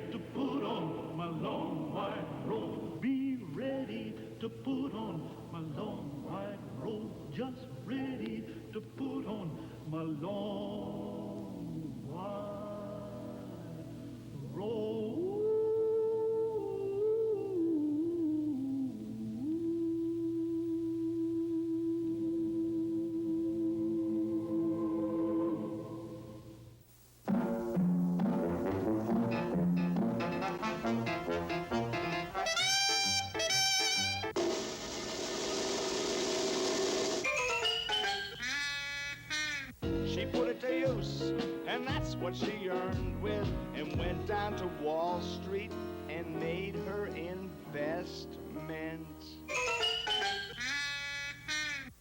Am I the first guy you ever really loved? The first I ever really loved.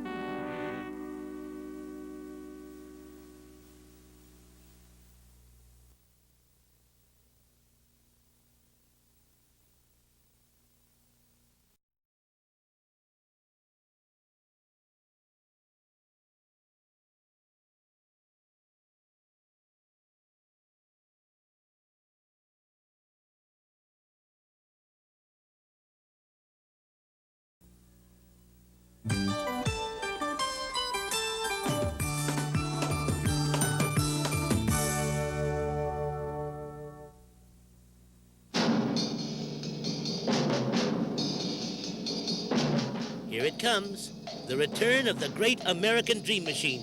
Here are highlights from the 1971-72 award-winning series of The Great American Dream Machine.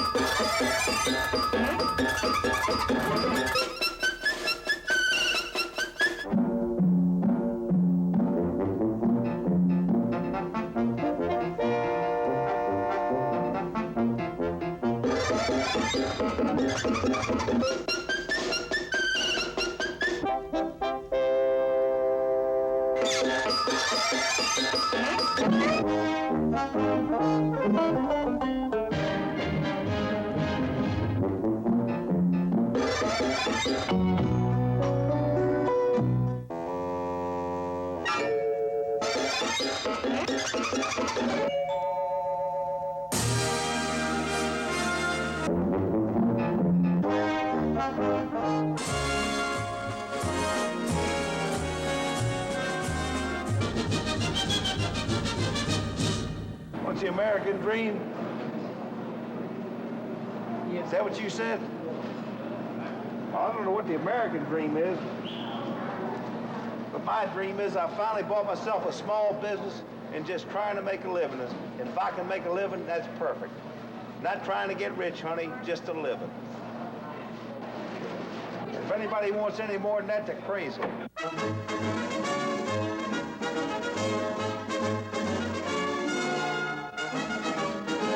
To be rich. That's what the American dream is about, is unlimited greed. To be successful, probably lots of money. I think I'd like to come into a lot of money. Probably the American dream is to make money. Material success. $500,000. $500,000. Success, I guess.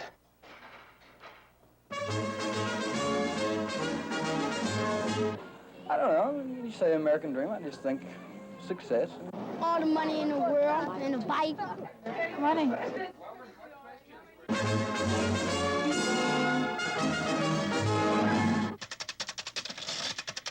I've been around this countryside and met some folks I lift my cup to. It ain't true that only midgets have somebody to look up to. And when I find someone with guts who's got a dream that's kinda nuts, I don't care if his IQ is next to zero.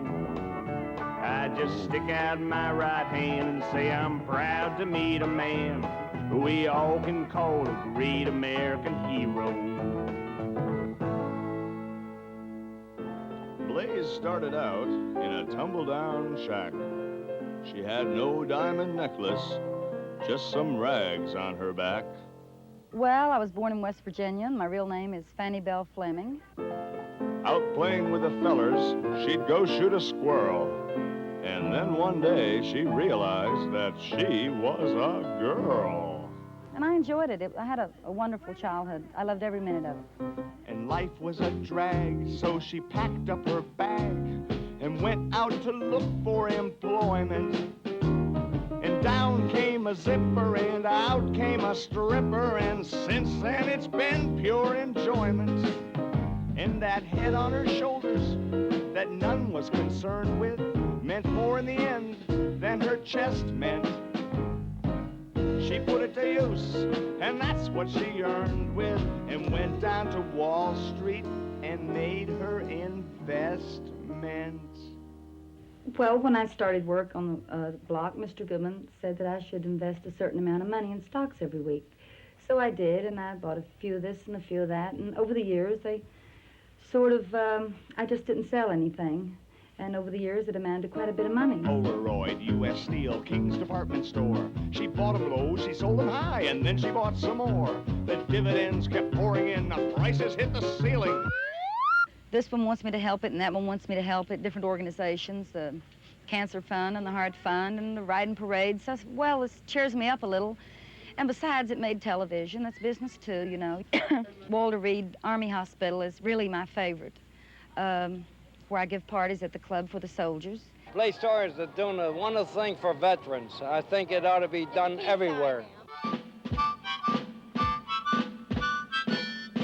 And I called Blaze and I said, would you just come up to the party and say hello to us? And she says, well, I won't do that, but if you'll bring them down to the club, or I'll close the club for 2 hours and throw a party at the club. And I said, Blaze, you're crazy. This is Saturday night. And she said, well, they didn't ask what night it was when they got hurt. I don't decide who is to attend the party. The recreation people handle that. The ones that are able to attend and the ones can drink without getting sick. And it's just a fantastic experience, and she's one of the most fantastic people I ever met.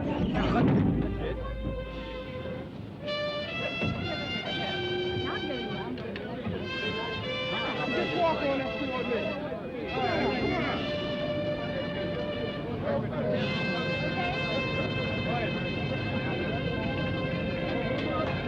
All right, fellas, there's no restrictions. The doors are locked, the police are outside, and you're on your own. So on with the orgy. It's show time, and there they go undressing. Show time, and we're drooling in our beer. No time has come as such a blessing. It's awful nice a Blaze to have us here. And we all like her down here because she is trying to help the block out and the people and the citizens. But do come down here.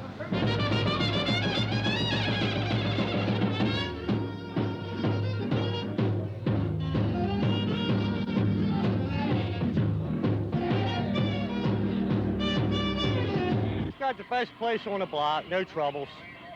Haven't had no complaints at her place since I've been here. The style of work she does is very pleasing to the public, very pleasing to the press, and very pleasing to everybody concerned. She's showing the veterans where they belong and bringing them back alive where they were dead. We got girls in our laps, champagne in our tummy. We may be disabled, but we still can get chummy. It sure beats a Saturday night of gin rummy. So let's go on with the show. Okay, everybody, back on the bus. Time to go. What a lovely day it's been. It's too bad it had to end. And she gave us each a kiss. As we sleep, we'll dream of this. And the chance we'll meet again sends a tingle through each nerve. It's so hard to say au revoir. So let's just say au revoir. This is America, and it's out there to get. And anyone that don't go out and, you know, become wealthy or partly wealthy, it's their own fault. You have to take what you have and make the best of it. I take what I have and I made the best of it. Catherine Moss, she became her own boss, and that's where you'll find her these days. She'll keep buying stock till she owns the whole block. You sure gotta hand it to Blaze. Over the counter, you sure gotta hand it to Blaze. Oh. Damn these soap suds.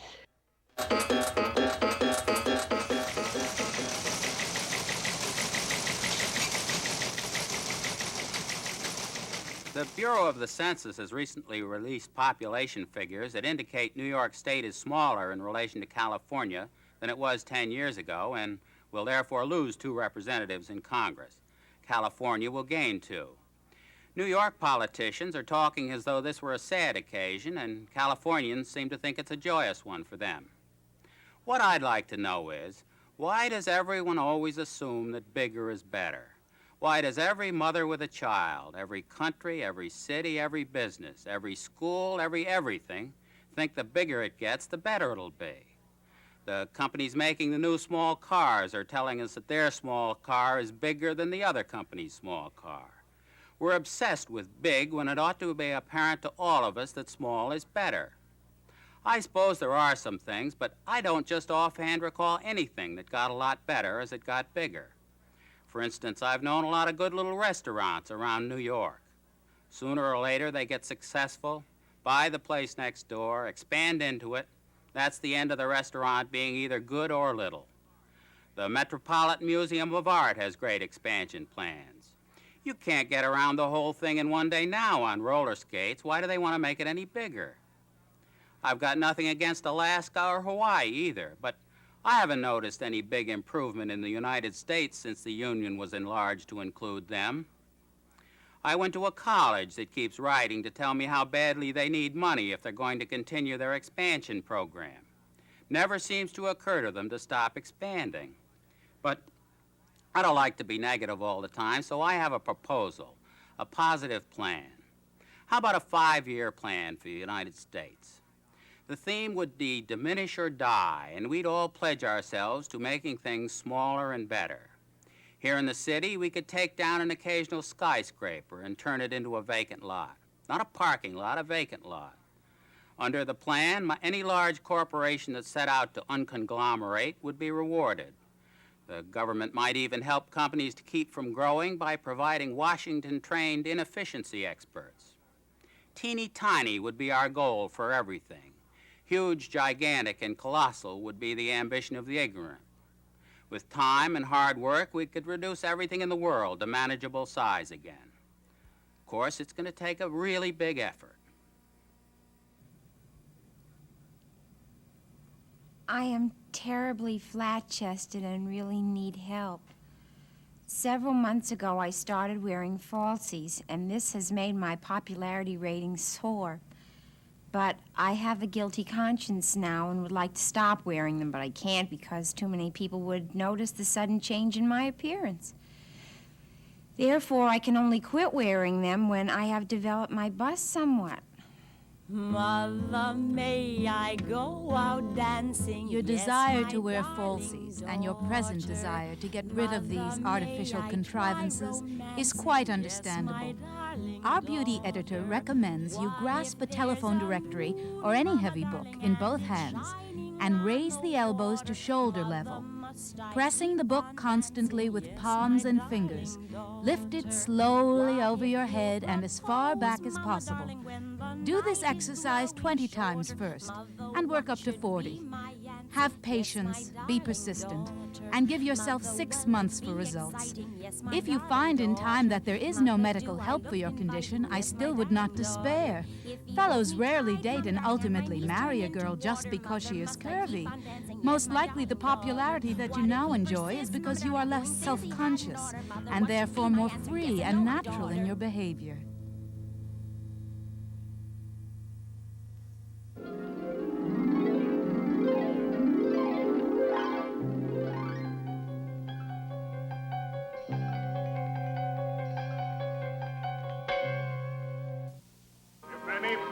Can show cause why they may not lawfully be joined together, let him now speak or forever hold his peace. Do you take this woman to be your lawful wedded wife? I do. Do you take this man to be your lawful wedded husband? I do. In accordance with the authority vested in me, I now pronounce you man and wife.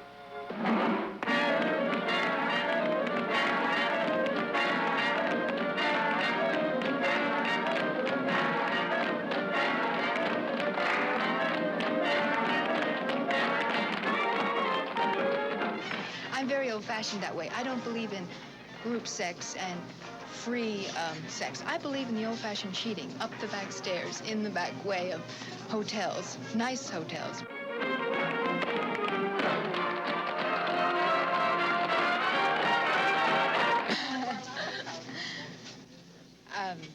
No, I don't think adultery is bad. As many psychiatrists have said, adultery keeps more marriages together, possibly only if you're caught. First of all, you must always respect the spouse. You must not do anything to hurt him. You never leave telltale traces. Never admit to the ABCs of adultery if you are participating. Even if you're not and you're accused, I just deny until the end. If my husband were having an affair, or possibly is having an affair, I would hope he were doing it in good taste. I'd like to get a bracelet, please. Diamond, of course. Here we are. Now, is this something like we have in mind? Or perhaps this? Yeah. Oh, that's beautiful. I'll take that. Fine. To tell you the truth, that's my preference. Now, will there be anything else? No, thank you. Oh, yes. I want to get something for my wife, too. If my husband told me he had an affair and he was happy and made him so very happy, I'd say, very well, pack your things and get going. I know I only burn up about 600 running 5 miles, but during an adulterous sexual relationship, you burn up about 900 calories.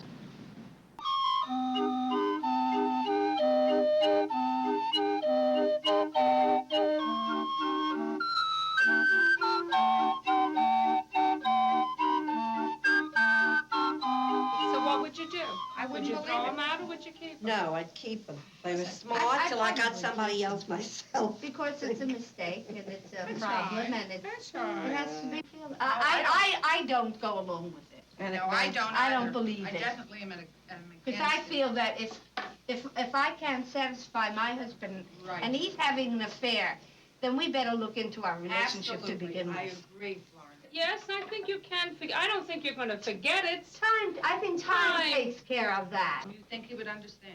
He would. Yeah. I think so. I would too. I think I hope might that be able to I never also. put myself in that position. It would be a very deep hurt. It's a very hurting And thing, it and really the is hurt can stay with you a very long yes. time. And if it's just a passing affair, Right, thank you. then Betty, it's there's no such different thing as thing. a passing Well, affair. if it's the one affair that you learn about, you hope it's a passing affair, Annette. Don't trust. And I trust.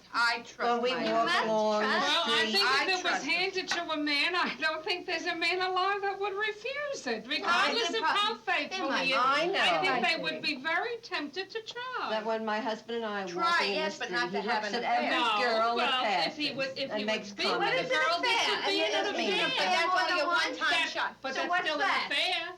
That's one time. But it could be a one-time affair. Oh, come on. Of course it is. Have you ever been tempted? Have we ever been tempted? Oh, that I must say, yes. Yes. Yes, I have been. Doorbell.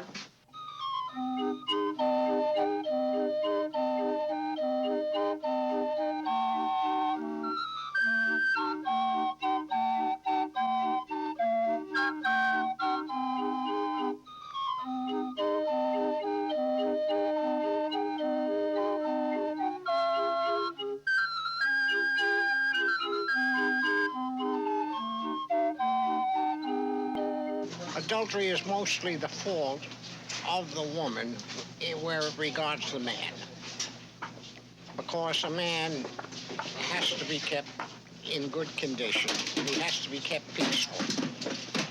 And the woman gets sloppy, pays no attention to him, so he drifts off in another direction and finds something that suits his appetite. You don't think much of women, do you, Felix? Oh, I love them. Every last one of them. But they're all the same. They want romance. There's nothing romantic about the slob they see shaving in his pajamas. You and me, Larry, we're furniture in our own homes. But if we go next door, next door, we're heroes.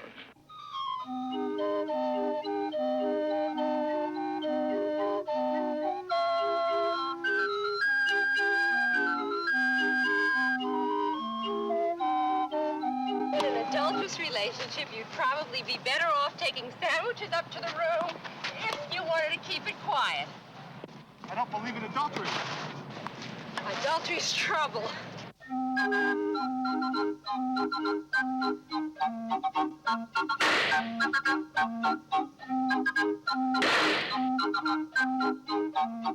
I don't think there's one woman one that could actually satisfy a man.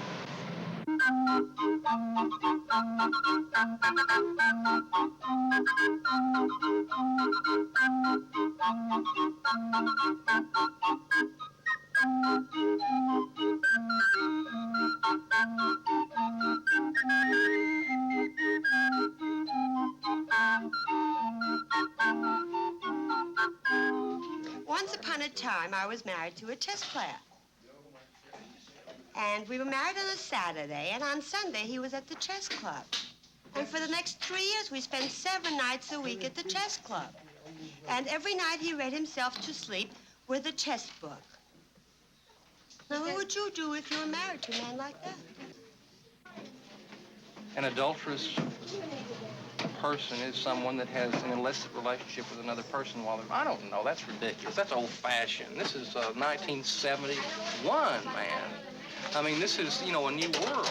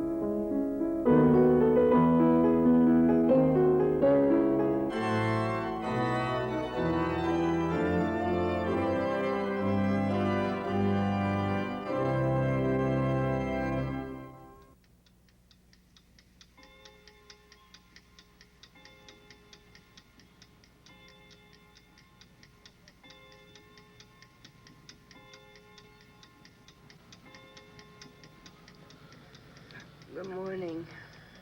Hi. How do you feel? Terrific. You got a nice bed, lady. That's all you have to say to me? Have a nice bed? What do you want me to say? I don't know. How about I love you? You've had 3 weeks to think about it.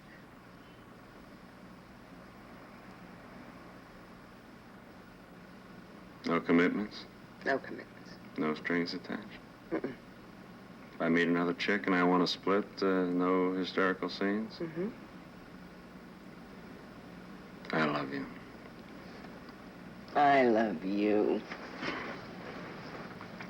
Make us some coffee, baby.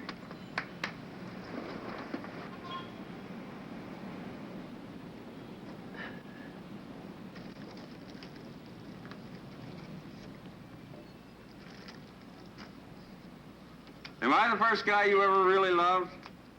The first I ever really loved. Who's the first guy you ever made it with? What kind of a question is that? Hey, we're adults. I realize I'm not the first guy in your life. I realize there are guys before me, and I realize after we split, there'll be guys after me. I mean, I know where it's at. The important thing is that right now, I'm the only one. So let's be cool and just have no secrets. I was 15. It was my girlfriend's father. Cream and sugar, right?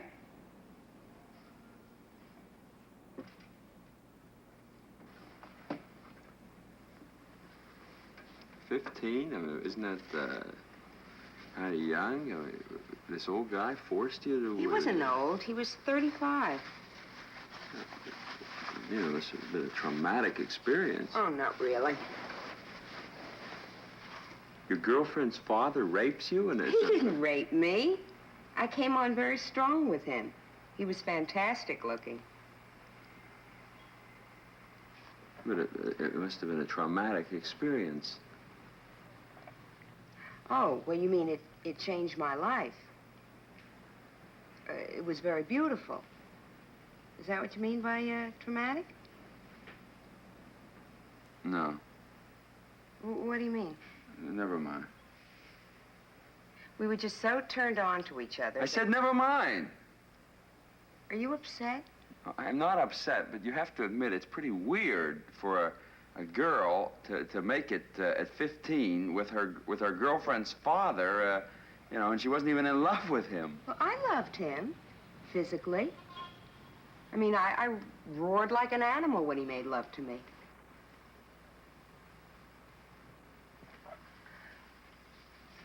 I mean, I didn't even make love with the woman until I was 17 years old, and then it was not a married woman. I mean, it was a very lovely widow. Her husband passed away in the war. He was a very dear friend of the family, and I was comforting Why don't her. we change the subject? I mean, it's old news. I was very promiscuous when I was young, but that's all over with. You're the last man in my life. Isn't that the important thing? Yes.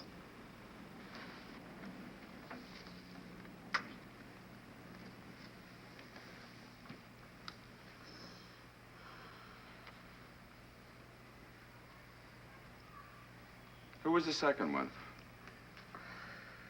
Oh, who remembers? I remember. I remember my second one. She was a lovely, sweet, young, clean-cut cheerleader. I met her in my sophomore year in college. We shared certain sensitivities, certain awarenesses. We would take long walks in the park. Why do you reservoir. want to put yourself through all this? I'm not putting myself through anything.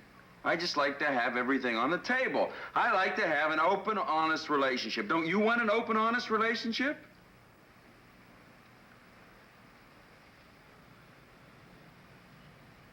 I was 16. He was 24. Uh-huh. He was a fireman. Uh-huh. He was bisexual. Uh-huh. But he was a beautiful person.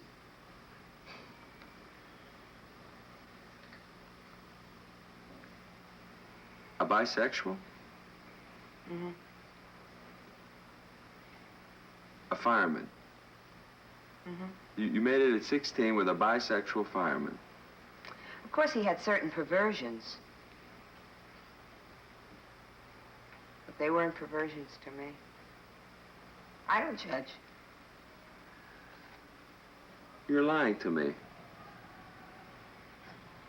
All right, I'm lying. Well, if you're not lying to me, and you did roar like an animal and participate in certain perversions, then it's sick. I mean, it's really sick. Okay. You want honesty? You want all the gory details? No, I don't want gory details. I just want names! I didn't get their names. It all happened so quickly. There were these 8 furniture movers from Grand Rapids, and there were a group of Shriners who got me drunk, and the boiler crew from the SS Constitutional. Okay, I got the joke. The Vienna Boys Choir, the Moissaient all right, it's Ballet. very funny, very the funny. NFL. You are sick! You're a sicko! I'm a sincere guy who only has meaningful affairs, and you are a sick, lying, promiscuous whore sicko. I was kidding, Herbie. Herbie, come on. Where are you going? Herbie, you hurt me when you said you'd split it if you met another girl. You really hurt me.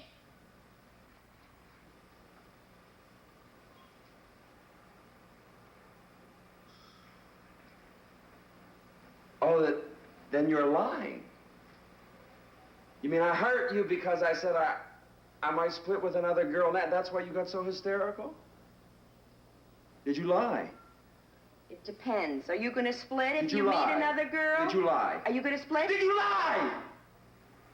Are you going to split? No, did you lie? Of course. Of course I lied. Of course you lied.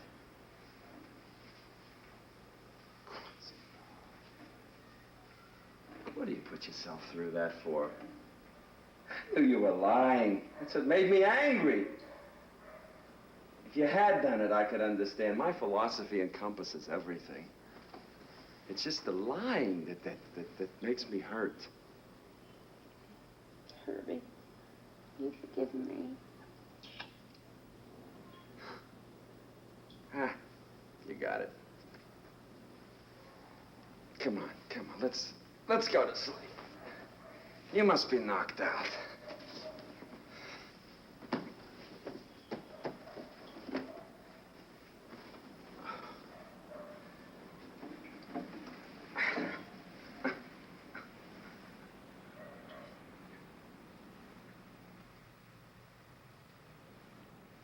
So, who was the third one?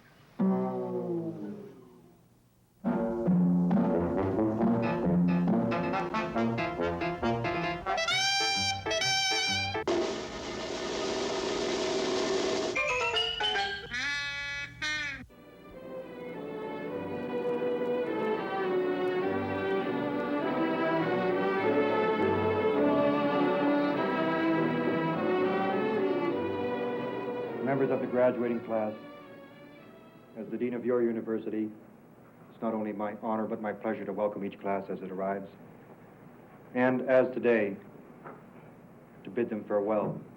The degree itself brings respect. Lets me know that I can go out there and I know everything, just about. Well, of course, I'm going to hang this thing up over my desk. A beginning inventory is an inventory that starts the first day of the month, or the first day of the week, or even the first time in the morning is your beginning inventory. And the correct answers to the inventory problems are, and it will list them. Professor Berry, just how successful has the system proven to be? A key to completing this successfully is that they have more of the basic understanding of a beverage yield or a fry yield or something of this sort. They get a better understanding of why, if your meat versus buns is off, why it's off, and what areas to look for that it should be corrected in. Professor Doran, is this really an academic subject? Hamburgers? I think so. Okay, the system we're going to teach you is what we call the 12-12 system. And it simply means we're going to be cooking patties in runs of 12. The onions are put on as soon as the patties are laid. This is because they are dehydrated onions and they need time to reconstitute. Just using a hammer-like motion over the patties. The need for the special skills, the involvement, the knowledge, competitiveness that does exist. I think that you, as a graduating class, going out to join those thousands of others that have graduated before you, I think you understand this. Okay, you notice this first patty is starting to get a little dark around the edge, and you can see meat juices starting to come through. You'll know that this is when the patty is almost ready to turn. Congratulations. Mm-hmm.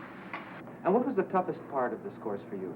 Well, I thought running the hamburgers, trying to meet the demands of the production, trying to keep the bin full up here. Getting used to the meat systems, of course, and the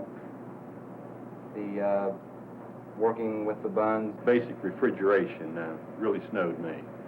It was very important to me to come here. I've waited since I was 15. I've kind of wanted to get in this business. I started then, and this is kind of the big first step. I suggest to you, and for your personal insight, that you're about to join a highly specialized elite. I myself laughed when I was first told about it. Do you have any special rotation for turning the meat on the grill? Yes, you should turn it in the same order that they go down. What did this course mean to you? What kind of knowledge are you bringing back to Canada? It's the first step for me, because I want to get my next step next year, which will be for the other course they're offering, and after that I'll take my doctorate.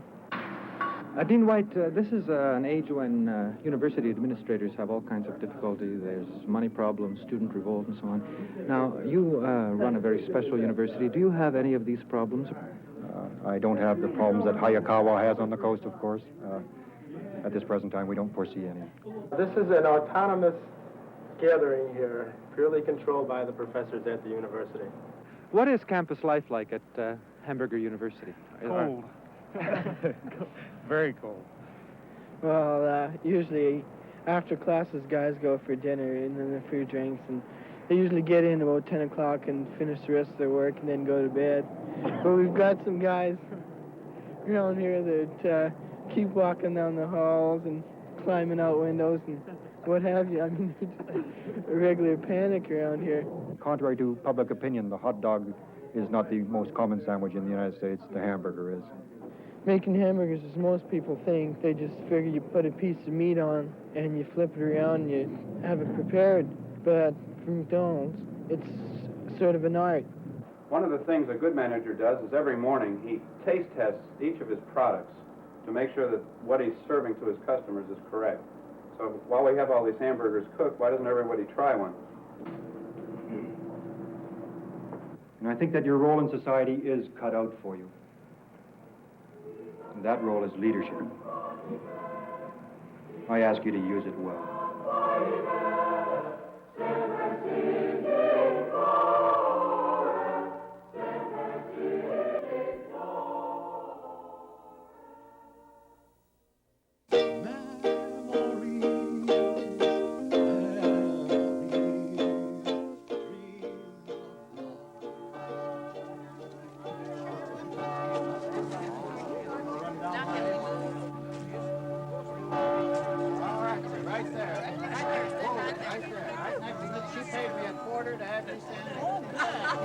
Everyone will look, turn this way, please. Right here, that's it. Mr. Gregg, that way just a bit. Poke him over, Mr. Gregg. That way, that's fine. Look right here now. 1, 2, 3. Dorothy Lee Schuler, very uneventful life. One husband, 2 children. Third grader Carmen. I've worked practically all my life, and I still do in Florida. Esther Nichols Gocho. I owned a beauty shop in early life, and I was a steel buyer, the last job I owned. Helen Ryan Worley. I worked in offices most of the time. I had one daughter who is gone now, and I have 3 grandchildren. Dorothy L. Reinhardt, the Secretary Treasurer and Director of R.D. Brown, Inc. for 42 years. Catherine Mary Duvall. Burns. I've been a farmer's wife most of my life. Needless to say, your committee is happy and delighted to have this wonderful turnout. Some 70 of you, including 29 members who survived of the class of 1921.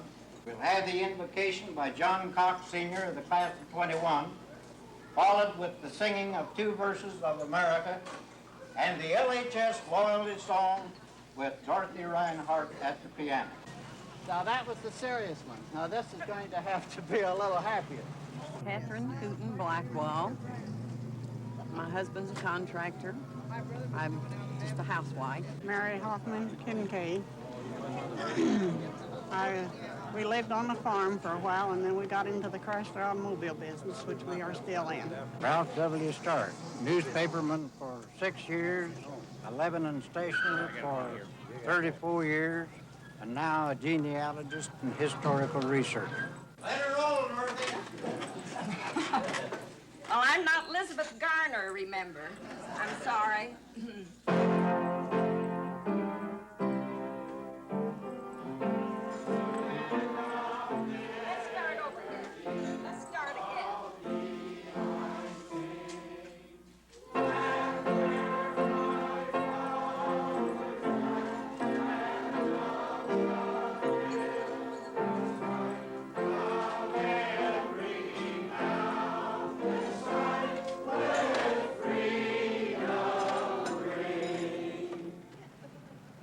Survived the flu epidemic of 1918. Now, look right here. That's fine, good. I'm Lillian Johnson Brees. I have been a public health nurse for almost 40 years. Jeanette Bush, I'm an attorney. Ariva Hadley, home economist with Purdue for 16 years in food service. Mary Johnson Byrne. I'm a housewife, and I have 2 sons and 3 grandchildren, all boys. Me, Clyde Tribbett. I'm more or less retired. I'm a pharmacist. have been all my life.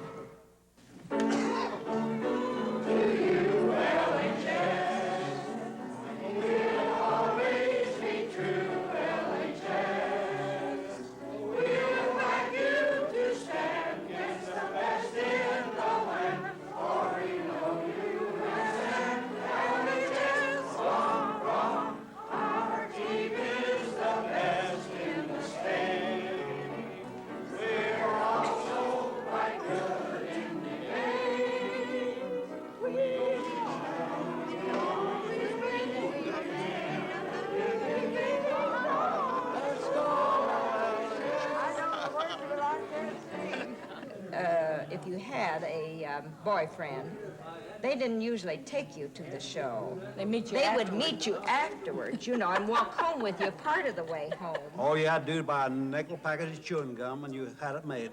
Take her home. Lloyd McDonald, graduated here as a farmer, been a rural land appraiser for the last 40 years. Rushton Plew, retired, lives in Indianapolis, getting ready to go to Florida. Byron Corey, practiced in dentistry for 46 years, retired Lieutenant Colonel, AUS.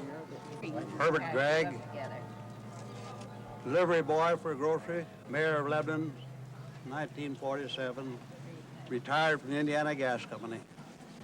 Mildred Shanklin, and I have had 4 children. That they all went through Lebanon High School. I've been associated with direct selling for the last 21 years. Those plays we worked on for weeks and weeks. Catch-a-Coo, Oh Cindy, and many others. We had a director all the way from Chicago, Mr. Darfler. How the girls all fell for him. Then we learned he was married. Then there was the class play, A Pair of Sixes. I was the stenographer, and John Cox was the office boy. And do you remember the kid party that we had in those last days of our senior year? Do you know we girls put on short dresses? While our class hasn't produced a national president, a U.S. senator, or a state governor, we have had 3 mayors. We have had 1 dentist, at least 2 lawyers, a minister, a number of businessmen and women, several school teachers, some farmers. Lauren Garner, and we have 3 children. I retired after 42 years. Wallace H. Bowen. I've been married 46 years. I retired from Libby, McNeil and Libby, the food packers, 4 years ago. We moved to Florida 3 years ago. I live in St. Petersburg, but we love it down there. The Lord bless thee and keep thee. The Lord make his face shine upon thee and be gracious unto thee. The Lord lift up his countenance upon thee and give thee peace. Amen. Again, when I was in this Lebanon High School, as a boy, 19, 20 years old, I think my dream was to be a good citizen, to have a good life, and to acquire a decent and fair measure of success. And I think I have realized that dream. I'm sure.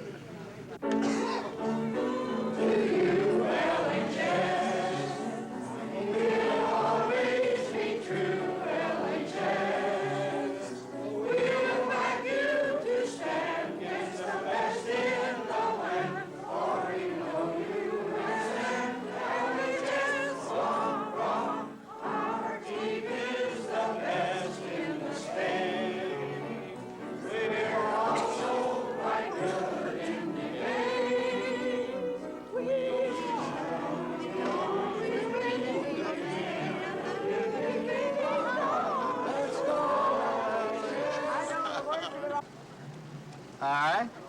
Little happiness? Good. Okay, the system we're going to teach you is what we call the 12-12 system. And it simply means we're going to be cooking patties in runs of 12. The onions are put on as soon as the patties are laid. This is because they are dehydrated onions and they need time to reconstitute. Just using a hammer-like motion over the patties. The need for the special skills, the involvement, the knowledge, competitiveness that does exist. I think that you, as a graduating class, going out to join those thousands of others that have graduated before you, I think you understand this. Okay, you notice this first patty is starting to get a little dark around the edge, and you can see meat juices starting to come through. You'll know that this is when the patty is almost ready to churn. Congratulations. And what was the toughest part of this course for you? Well, I thought running the hamburgers, trying to meet the demands of the production, trying to keep the bin full up here.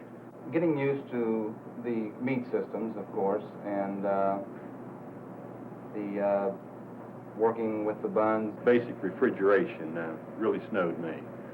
It was very important to me to come here. I've waited since I was 15. I've kind of wanted to get in this business. I started then, and this is kind of the big first step. I suggest to you, and for your personal insight, that you're about to join a highly specialized E-Life. I myself laughed when I was first told about it. Do you have any special rotations for turning the meat on the grill? Yes, you should turn it in the same order that they go down. What did this course mean to you? What kind of knowledge are you bringing back to Canada? It's the first step for me, because I want to get my next step next year, which will be for the other course they're offering, and after that I'll take my doctorate.